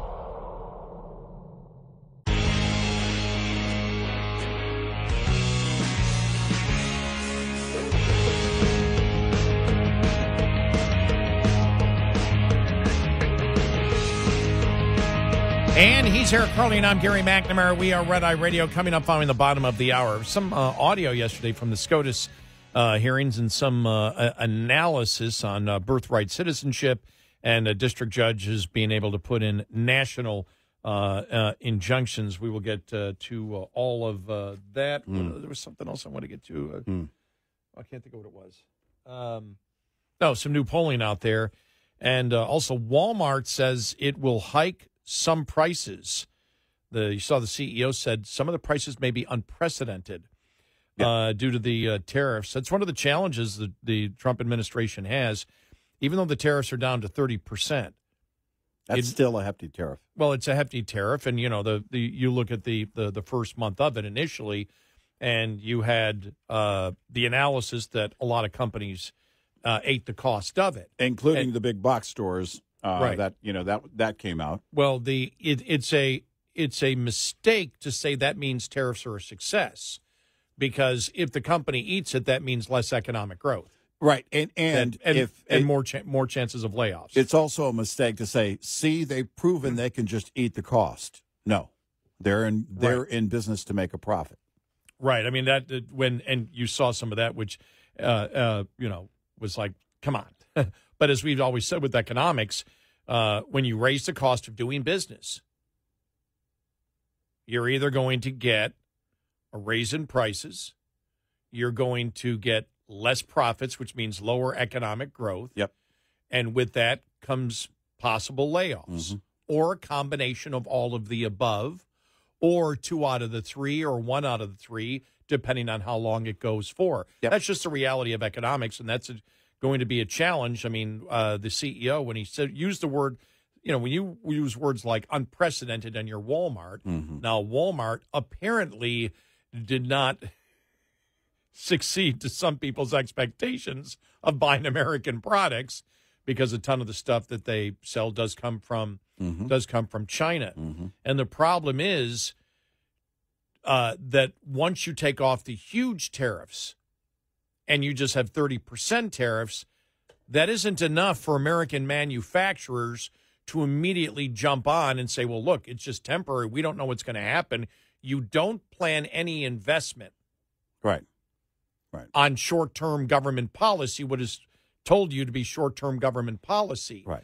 So that cost of 30%, if it stays in for 90 days, plus the initial tariffs that were in there, the longer it goes on, the more likely, and that's why Walmart said we may have unprecedented hikes in some of our products because we've eaten as much.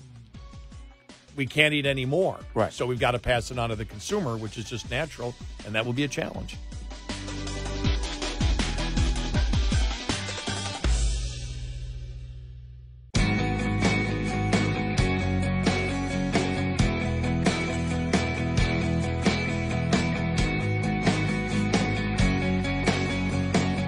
Catch all 5 hours of the show live every night on the Red Eye Radio app. Available in the App Store. Red Eye Radio. And he's Sarah Curley, and I'm Gary McNamara. I'm sorry, I was just reading this, and I just the show interrupted my reading. How dare the show interrupt my reading here? Yeah. I just read the Daily Show co-host Jordan Klepper said Thursday he was a little surprised by the lack of cruelty he experienced when meeting with young male Trump voters. As part of his upcoming Comedy Central documentary, MAGA, The Next Generation, he met with several college-age men to understand the demographic that swung wildly in favor of Trump in the 24 election. I had such a cynical perspective of the youth walking into this thing, he told Variety magazine. I expected to be confronted by a bunch of blankety-blank 22-year-olds who want to rail on trans people in sports and kick out all the immigrants, but the cruelty wasn't there. Well, what is your perception based on? Most of the people he met were pretty kind and more interested in the excitement and celebrity surrounding Trump than the politics itself. Now, remember, he's talking about 20, 21-year-olds. I remember, and to put it in perspective, I remember my young friend. She's older now, but so am I. Well, no, she got older. I did that I met who emigrated from Iran when she was 18. There was a limited window. Her grandparents were here, and she was allowed to, come over. And she is the one that I've mentioned before. And I really, this was when all hell was breaking loose in Egypt. So what was that, 13 years ago, 14 years ago? And I one time sat down with her. And she came when she was 18. By the time I was talking to her, I'm going to guess she was 21. So around that particular age group. And I said, I asked her, point blank, I said, I just want to ask you some questions. Just, no ulterior motive, except I do a radio talk show and just be interested to find out what you think. I won't mention it on the air. I won't mention your name if you allow me to mention it on the air. And she goes, yeah, you can mention it on the air. And I said, good, I won't mention your name, and I never have. And so, I asked her, I said, do you and your friends hate the United States? Do you blame it? I know you're over here and everything else. She goes, no. And I said, why? She said, because we get the internet. I said, well, between Iran and the United States, whose fault is it? And she said, our stupid country, our stupid government, and our stupid religion. That was a quote from her. And I always remember that. And then I asked her, I said, well, what is it that you want? What is it that your country did not provide for you that you wanted over here? Now, I'm expecting, because at that point, if we go back, I'm in my 50s. I'm in my late 50s at that point. So I'm thinking, I'd like to have an economic system that is not run by the government. I'd like to have more freedom of movement, freedom of speech, because you're older and that's what you think. And she said, I want to be able to dance with boys. I want to be able to swim with boys. Because of the separation. I want to be able to listen to rock music. I want the music that I want to listen to. And I went, oh, okay, 21-year-old head. And so when I see, I want to be around the celebrity of Trump, the thing about, and because when you talk about young people, you talk about Trump. You and I, again, we're way past any type of political idolatry. We don't get involved in that. All we care about is where you stand on the issues. That's all we care about. I want you to do my bidding. Here's what I want. I want this, this, this, this, and this. Okay, you're doing this, this, this, and this. I like it. You're good. I admire Trump for example, the financial sacrifice that he went through. I admire Trump for the hell he went through with the lawfare. I admire him for how he came back from the two assassination attempts. But I don't judge him as a president by that. I judge him by what he actually does. And as you know, if you listen to the show, there's some things I really like, and there's some things we don't like, like with any politician, out there. But for her, it was, I want to be able to, I want rock and roll. I want to be able to, dance with boys, because you can't do that in Iran. I don't have to want to wear the clothes that they want me to wear. I want to be able to dress the way that I want to dress, which, again, all those things that you want are all things that have bigger and wider scope of meaning as you get older as to what you want. But for Trump, I think part of his, when they say, well, they like his celebrity, no, it's not that he's a celebrity. It's that he's different. Trump, no matter what you think of him, if you're a young person, you look at him and you say, he's radical because he's not owned by anybody. He's his own person. Yeah. He gets out there and he's going to go after it.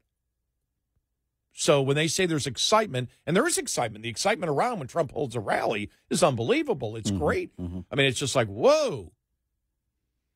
And he's just a different type of person. Who was it? The number of Democratic advisors that said yesterday, they go, we don't know a Democrat that could do what Trump just did, going over there to, to the Middle East. He goes over there and, boom, it's like he's completely and totally accepting towards them, and they're accepting towards him. All right, let's work out a deal. Let's work out a deal. Now, the specifics that adults look at, as we said, he's taking a calculated risk. It could work, and if it works, it could be the greatest thing, but it might not work. Because as we know, for example, as the Qatari PM, Prime Minister said yesterday, Hamas doesn't want war. Well, no, they just want total domination. But they don't want Israel to exist. And so, yeah, will there be people that try to, play Trump as a fool? Yeah, you're going to see him out there. He'll give him a chance, and it all depends on how he responds. And so far in foreign policy, the response he has done, when we look at the Abraham Accords, when we look at Soleimani, when we look at a variety of other different things, for the most part, he's been quite successful at doing what he has done, and very unusual for an American president to get to the point that he has gotten as quickly as he has. Well, and also being able to set the table. One thing that you don't see, this was not the equivalent of Obama's apology tour.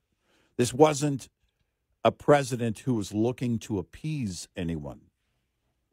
He was setting a table. He was setting the groundwork for this is the way it's going to be. And under my watch, because if you think about it, this is his first foreign trip in his second term.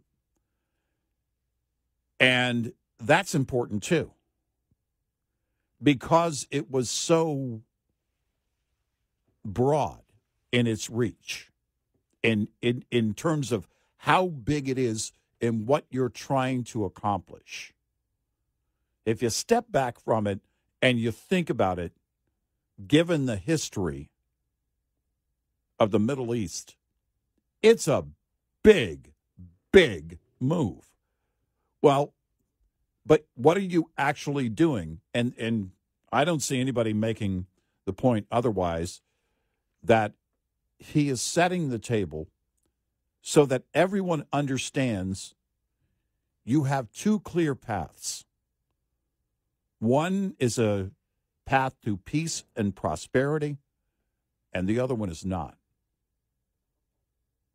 And given his history of how he has acted, I think, honestly, the killing of Soleimani was one of the loudest moves a president has made in modern times. I agree with that, yeah. We said it at the time. Because of how it was done and how the world was clearly stunned into not submission, but the understanding of, oh, he's not an isolationist. This guy is a precisionist. This guy is going to go straight to the core of the problem. He's going to cut off the head of the snake. And that's a problem for us because we're all trying to be the head of the snake. Mm-hmm. And we're all funding the head of the snake.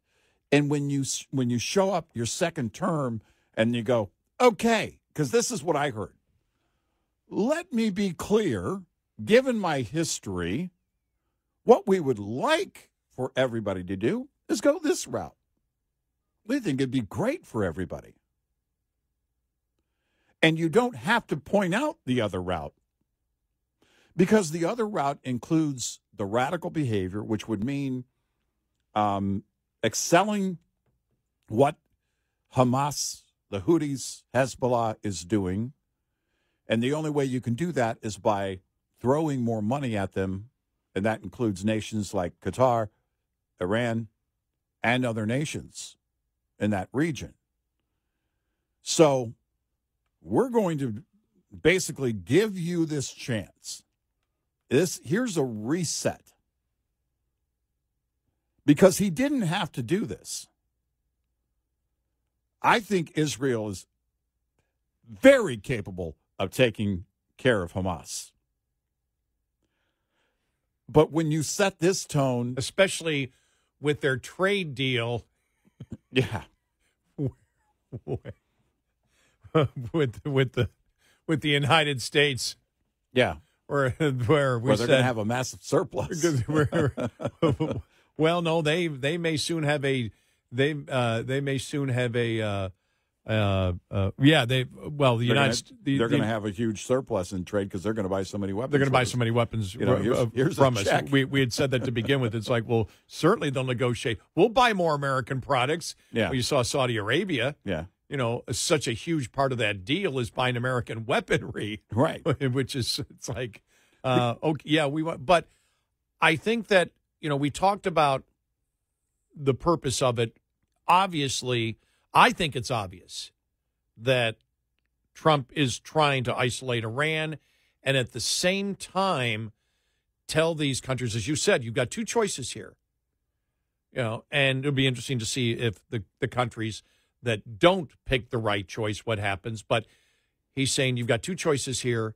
He's trying to isolate Iran, and at the same time, he's trying to get these countries, I'm sure part of it is, deal with us.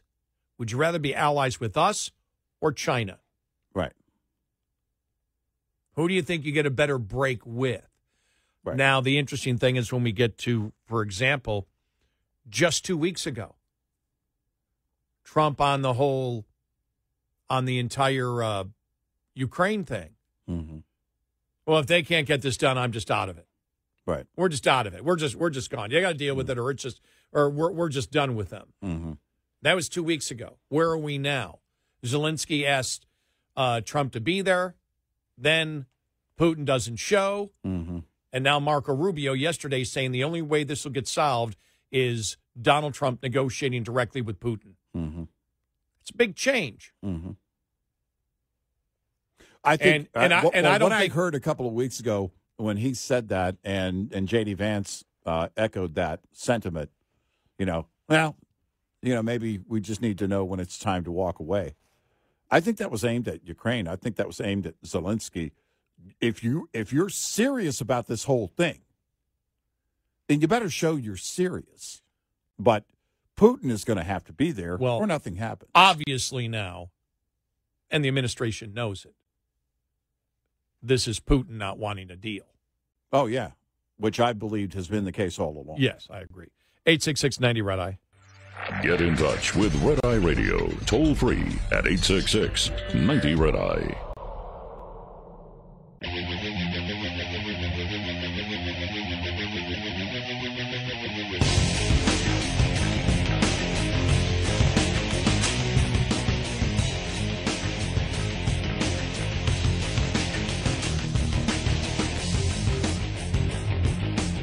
It's Red Eye Radio. He's Eric Crowley, and I'm Gary McNamara.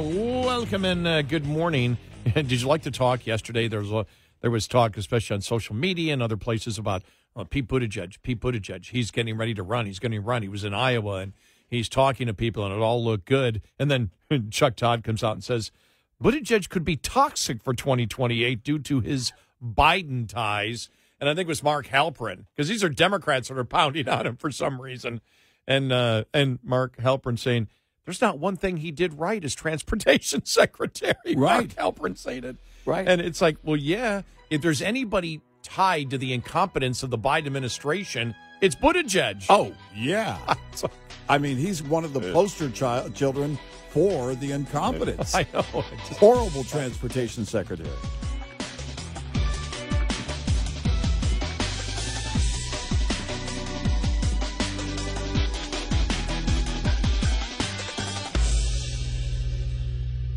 This is Red Eye Radio on Westwood One.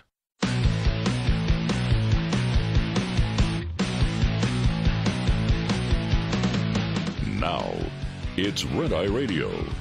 Gary McNamara and Eric Harley talk about everything from politics to social issues and news of the day. Whether you're up late or you're just starting your day, welcome to the show. From the Uniden America Studios, this is Red Eye Radio. All across America, he is Eric Crowley, and I'm Gary McNamara. Welcome and good morning. An update from what we were just talking about, huh, Eric? You saw it? The president, there was a summit, a business summit that was happening as a part of the tail end here of his trip to the Middle East, and he was asked apparently about meeting with President Putin, and he said he will meet with him, quote, as soon as we can get it set up. We're going to get it done. We got to get it done, end quote. And so everything points to that because, and I've been asking or saying, I guess, for a few months, I don't know how you motivate Vladimir Putin. I don't know what gets him to cooperate. And so I guess we'll see where that goes. The investment, the mining deal with Ukraine, that's not going to happen overnight.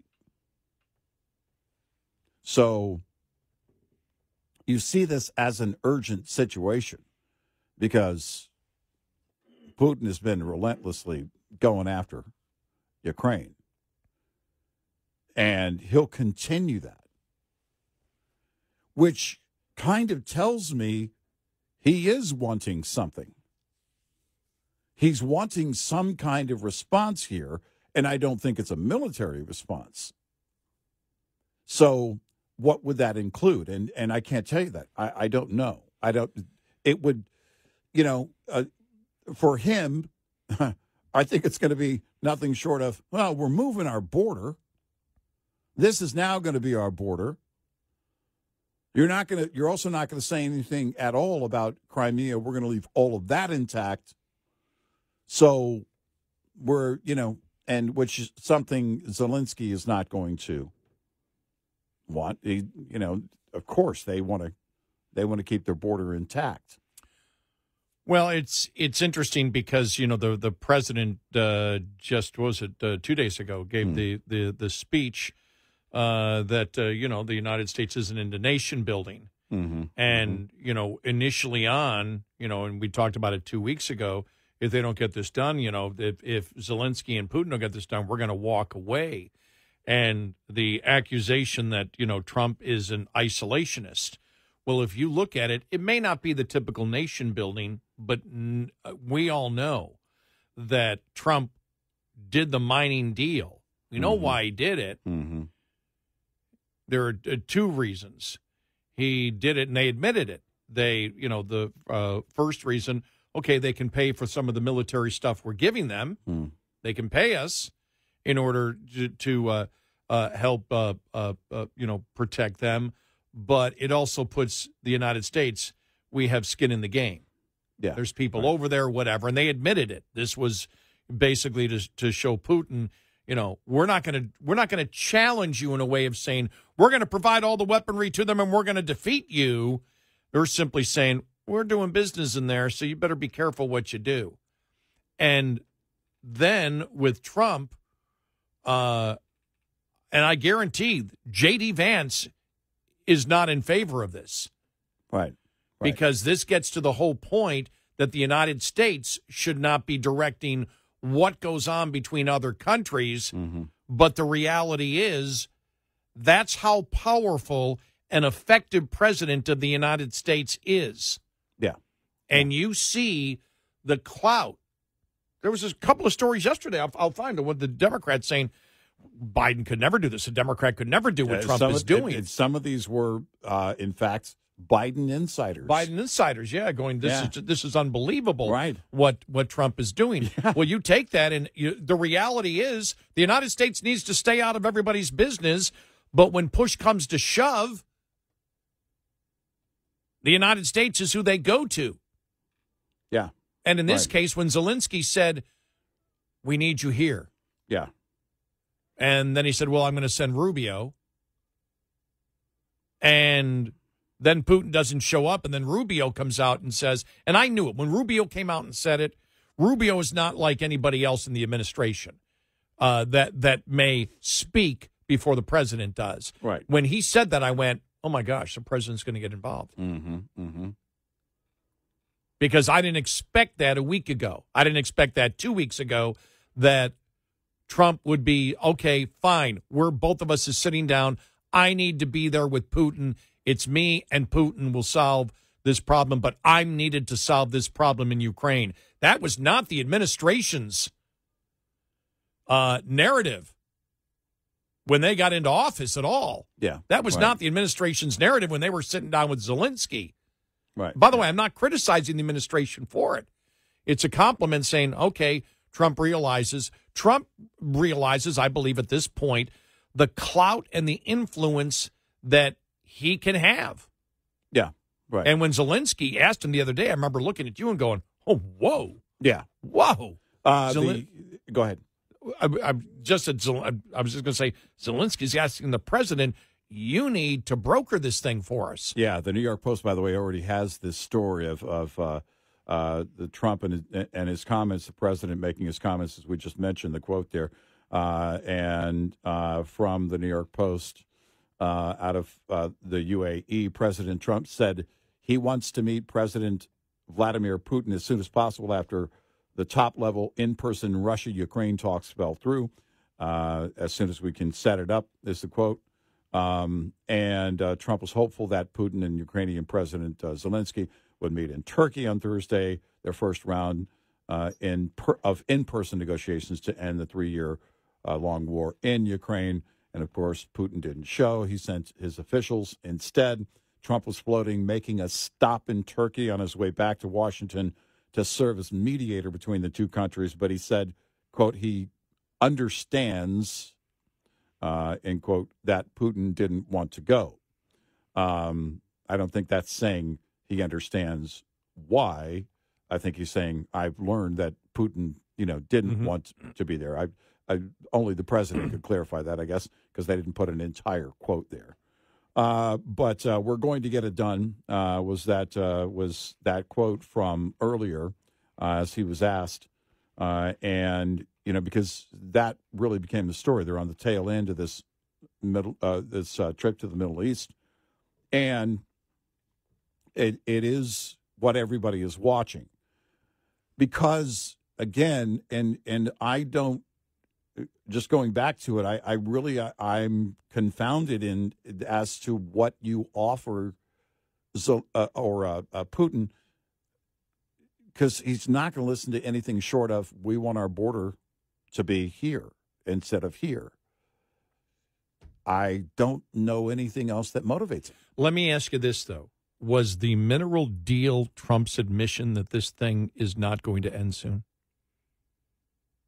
And so the United States needs to. I'm asking as a question, well, no, and I'm making that as a solid theory. Because it would work. It would make sense because the mineral deal is not a short-term deal, and as I just mentioned, isn't going to happen overnight. In terms of setting all that up and putting that in place, where there is a clear line that at that point Putin could not cross.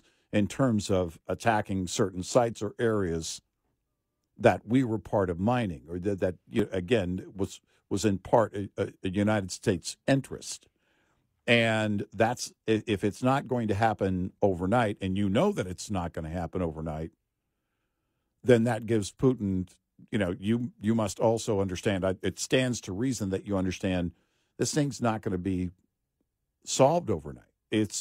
This is a long-term approach to a long-term thing that Putin is not, because, again, there is no concession for Putin to make. Where would that be? Yeah, the only concession would be the fact that they continue to have very high losses. I was reading an article the other day that he is putting completely untrained. They're taking people that are... They're taking civilians off the street, giving them no training at all and putting them in the infantry. Right. Yeah. And the thing is, when a war continues for a significant period of time, and you have and Russia, compared to you think about this, if this was in the United States and we lost that many soldiers in that short of a period of time, there's no way.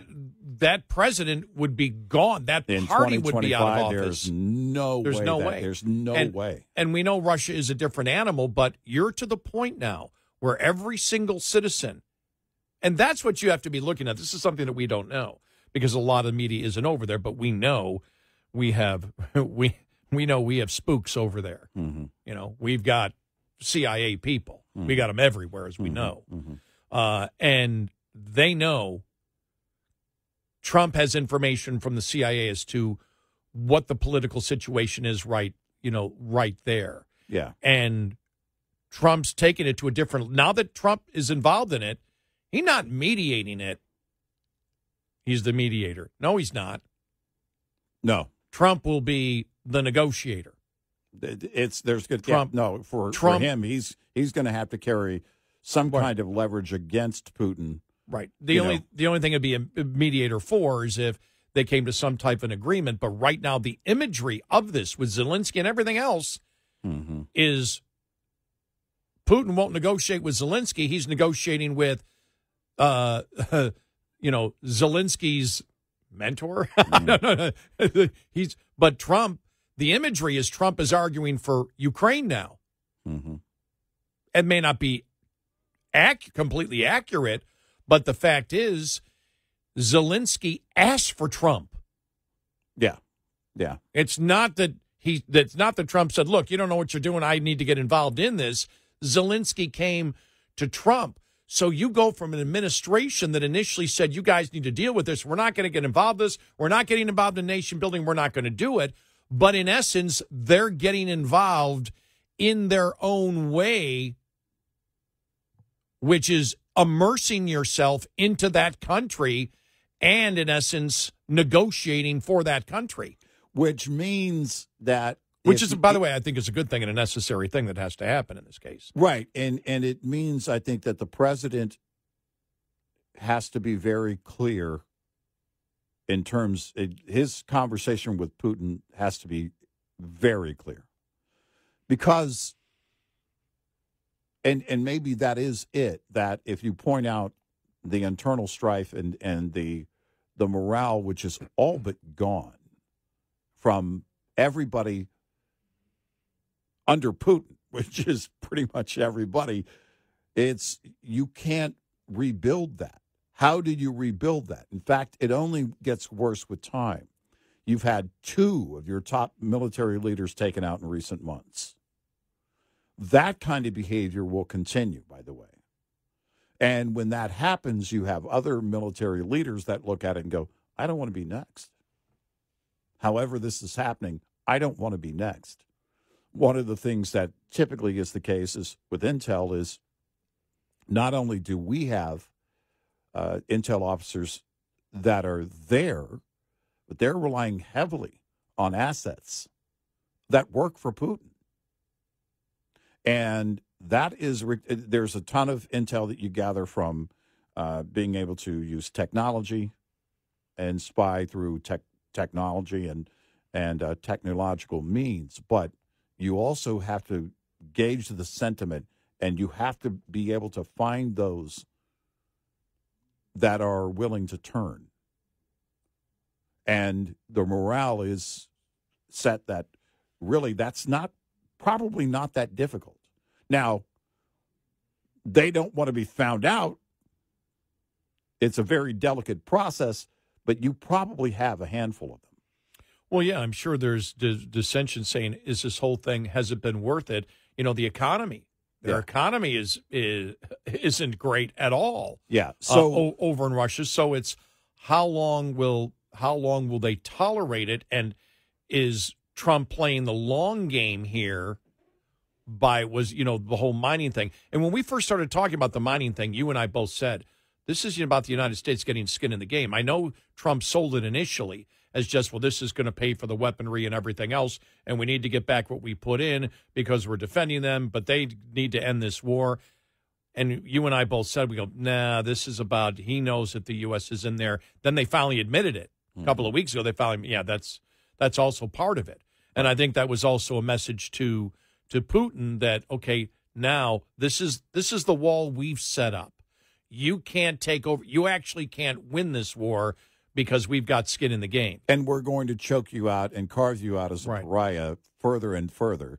Or you get back within your borders. You stop this. You come to a full agreement. And with time, we let you back into the trade game on a limited basis. But this is, again, with the whole talk of Trump being an isolationist, and you have always said, no, he's not. Mm-hmm. Well, he's not going to get involved in other countries' businesses. Well, look at what's happening now. Yeah. You can't get more involved than the United States is right now with the mining deal, and now Trump going to be the negotiator of this. And not through surrogates, in person. Yeah. Which means, by the way, he has to be clear, concise, and quick. But it can't look like a deal with Russia. But you're right. But it's an amazing evolution from where they started out. Yeah. The administration. And it probably was always going to end up here. But if you would have told me when Zelensky was in there and they're yelling at him, in some cases justifiably so, but if you ever told me we'd end up where Trump's going to be negotiating this himself, I wouldn't have thought that. I wouldn't have seen that coming. No. 866-90 Red Eye. Brought to you by Hot Shot Secret. Hi, I'm Jen Loomis, a transport safety expert at J.J. Keller, and I'm here to share a tip on speed and space management. In order to manage speed, you need to understand the 4 factors involved in stopping a vehicle. Perception distance is the distance a vehicle travels from the time you see a hazard until your brain recognizes it. The perception time for an alert driver is approximately 3/4 of a second. Reaction distance is the distance a vehicle travels from the time your brain tells your foot to move from the accelerator until your foot hits the brake pedal. The average driver has a reaction time of 3/4 of a second. Brake lag distance also needs to be taken into account. When operating a vehicle with air brakes, it takes about half a second for the mechanical operation to take place. Finally, braking distance is the distance it takes a vehicle to stop once the brakes are applied. Braking distance is affected by the weight, length, and speed of the vehicle, as well as road condition. This tip was brought to you by J.J. Keller and Associates. Visit us at jjkeller.com. Coming up, more with Gary McNamara and Eric Harley. It's Red Eye Radio.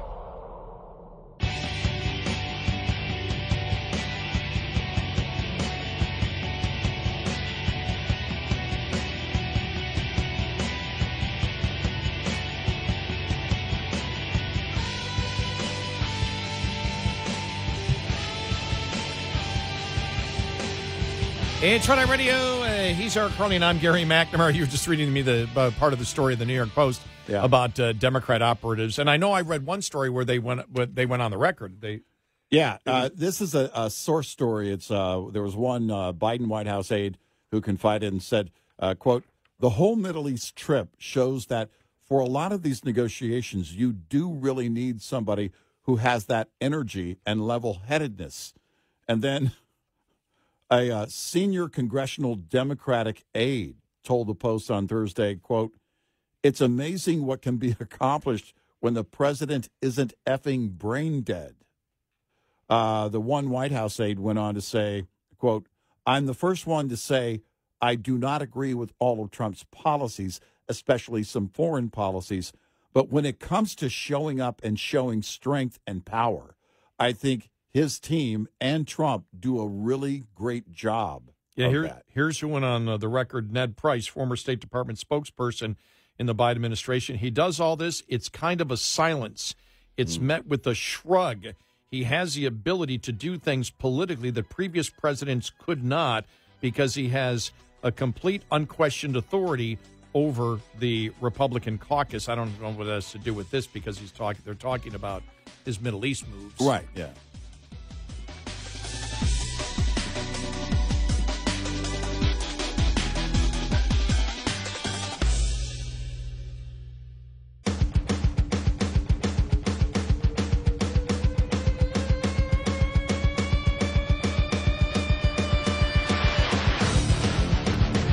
You're listening to Red Eye Radio from the Uniden America Studios.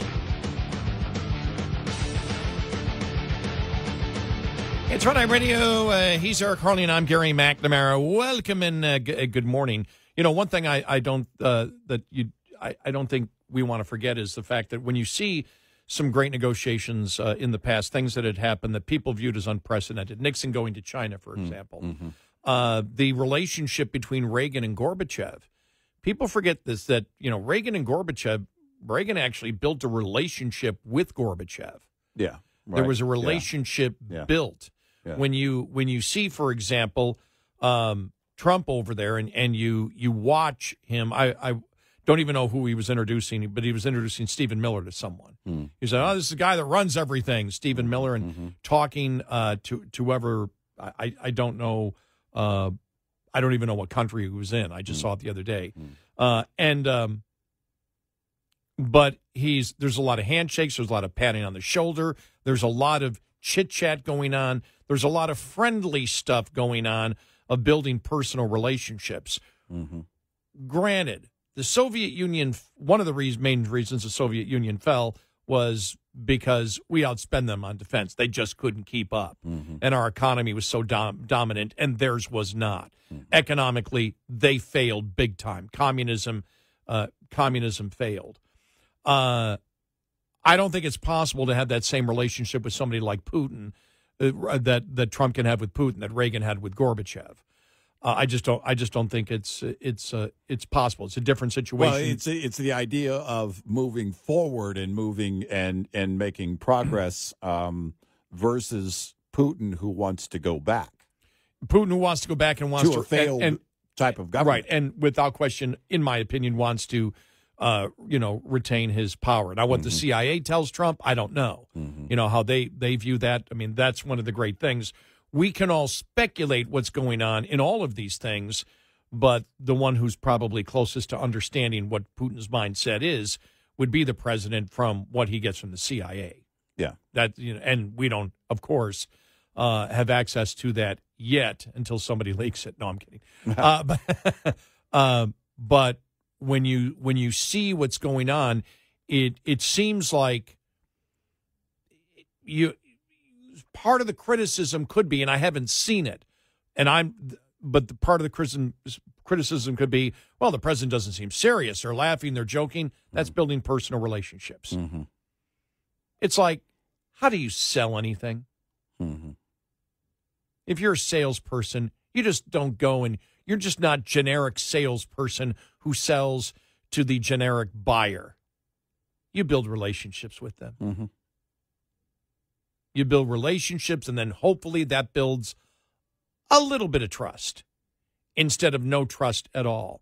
Now, I did see Harry Enton yesterday talking to, that he was talking about the polling out there, and he said there are many people in America that are confused. How come Trump is so friendly with them, yet Canada and Mexico were not? And that's a solid point. And we've talked about that with trade.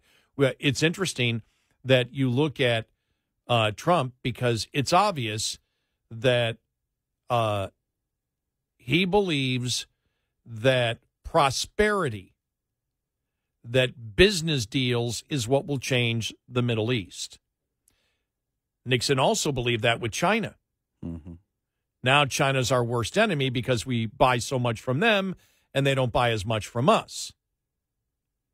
And so now in this particular case, you've got these countries willing to buy a ton of military equipment from the United States, and they have one major product, which is oil. But as we know, in Saudi Arabia, the royal family knows, and the Crown Prince has been blunt about it. Was blunt about it, what, 10, 12 years ago? We cannot survive with just producing oil. But they've got a ton of oil where they can buy a ton of American stuff, and they can get involved in American businesses, and we can invest there. And that's what actually they're looking for. They're actually looking for American and Western investment, in their countries. One of the points they made at the summit, in fact, just a little while ago, Lutnick talked about how, there's going to be this new era of AI, and it's about to explode. Yes. And there's going to be a lot of energy that is required in order to back up that, to support that AI technology. And you're saying that, of course, in the Middle East, and we all know what it goes back to when it comes to producing energy. And that is, you're going to, it's one of those, again, another approach of you have to play nice because, I think Iran is a great example. And also this is another indicator that they really are looking to carve out Iran with this move, in part because of the sanctions against Iran, taking them out of the game. And we saw what they did when they were taken out of the game. you isolate them, but the other players in the Middle East, if they're playing nice, they still get to play in the game, and there's going to be, again, great opportunity for supplying energy.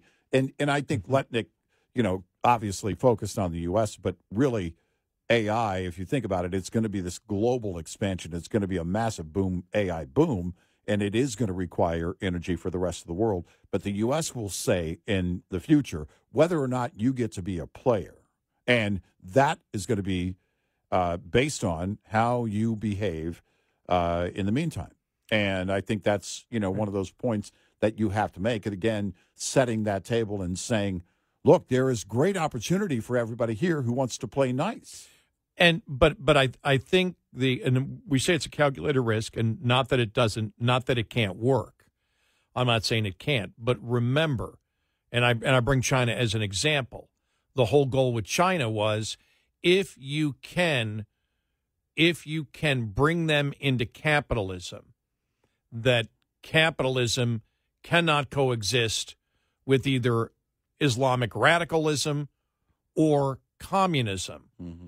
And so, but it can exist for a significant period of time, as we're finding out with China. Now, China's having problems with their economy, and will continue to have problems, with their economy, and with AI coming out, because there have been, especially in third world countries, you and I asked this question: will the great equalizer for the United States be AI? Because a lot of these developing countries that have mass production where they have very low skilled and low paid employees will go away because AI will take over. Is that the great equalizer for the United States? That's still to be come out in the wash, I guess. But understand that, remember the investment we made in Iran and Islamic radicalism. Remember, the whole Ross Perot thing was, Ross Perot was building his company was building the Social Security system in Iran. That's what they were doing. That's what they were involved in. And there was investment in there. That all went to hell when Islamic radicalism came up against it. Yes, you can have, and again, the culture of Islamic radicalism is different than even communism. And yes, you have, again, the evolution of communism weakening, and it's weakened in China, but it's not nearly weakened as much as we thought it would be a half a century after Nixon's visit. Now, with Islamic radicalism, will they just use the investment in the United States and what they get from the United States in weaponry down the line to use against us? Right. That's always the risk that you're taking. Now, in Saudi Arabia, at least, and maybe the United Arab Emirates, not sure about, Qatar, where they want to go, because Qatar's still a supporter of Hamas. Will Trump putting out the carrot with verifiable rules and regulations they must abide by convince them to come on over, now that they've had a taste, as we know, in a lot of their major cities, Abu Dhabi, whatever. You look at some of these cities, they've seen what capitalism and finance and things like that can do. Yeah. But if you really wish to open up an economy, you have to have Western values. You have to have Western values of tolerance, of cooperation, whatever. Yeah. Capitalism works that way, and capitalism works on voluntarily exchanging, different ideas with each other, which means you have to have more acceptance. Right. That's the goal of it. It doesn't mean that you win with every country now or in 10 years or even in 20 years or even in 30 years. It can still backfire against you. But is it a risk worth taking? Yes. One of the tactics in cybersecurity is to walk into the boardroom of a potential client and hand the CEOs their passwords. One thing that the intel community has used in the past that is a tactic that you go to the table. Of course, the American people don't see this. You're not going to see what's going on behind closed doors. I'm convinced when Mike Pompeo traveled secretly to see Kim Jong-un when he was still CIA director, or had he just become Secretary of State. He may have just become Secretary of State at that time. Yeah. But basically, I could envision Mike Pompeo at that point sitting down with him. We're told they met on Easter Sunday, and handing him his passwords, essentially. Here's what we know about you. Because if you don't show them what you have, if you don't show them what you're capable of, then you don't build that full strength of them knowing, again, what you're capable of, what you can do, and the fact that you see everything that they do. You're going to learn any move, to the point of, again, if they were to, let's say, expand this deal, and then on the horizon, use that increased wealth in order to fund those terrorist groups at a greater scale. You want to let them know at every step of the way that that you know what they're doing, and you want them to know that you know what they're doing. And that also requires that level of enforcement, whatever that would be. The other thing I want to add this because you added it, and before, maybe in a little different context, but when I was talking about building a personal relationship as Trump did, because you see the smiling, the laughing, but they also know this is the guy who had no problem taking out a military leader in Iran. Yep. That sits in the background. It may not be in the forefront, right? But if you screw this guy over and you use, the United States to do this, but then again, they look at it and say, well, no, we can cooperate because Trump will be out of office in, little over 3.5 years, he'll be gone, and then we can still do it. You always have to be wary of countries where Islamic radicalism still has a huge hold. Right. And so that's the risk. That's the risk that you take. Sure. Not knowing, again, because remember, we just had a president that enabled an Islamic radicalism. Yeah. And wanted to appease the enemy. That wanted to appease the enemy, that ensured that the enemy was funded. Oh, it's frustrating. Right. Just frustrating all day long. And they know that. And that's why it requires, again, not only being able to accomplish this on the short term, but also using that politically here at home in order to keep this policy in play going forward, which is to say win future elections by your party and like-minded individuals. And, we can all hope and pray that happens. 866-90-RED-I. Lines open for your calls. 866-90-RED-I on Red Eye Radio.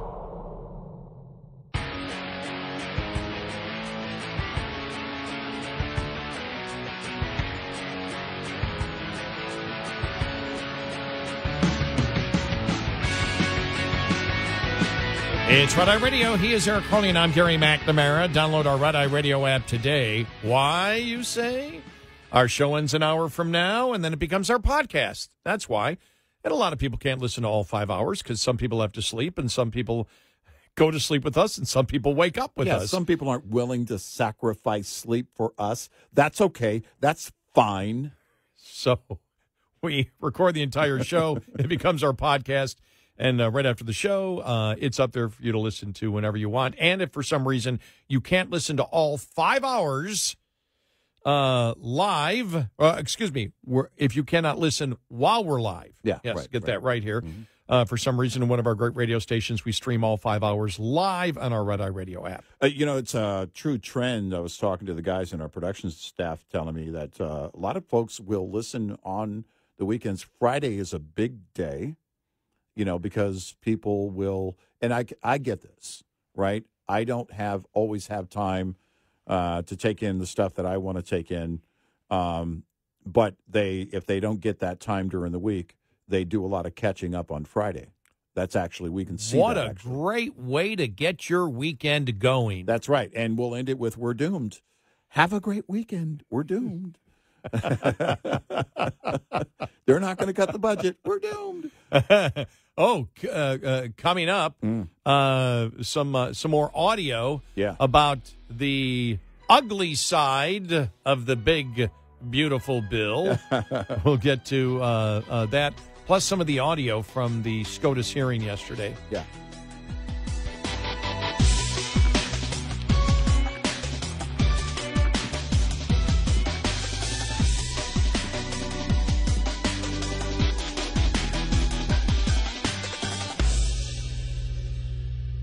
This is Red Eye Radio on Westwood One.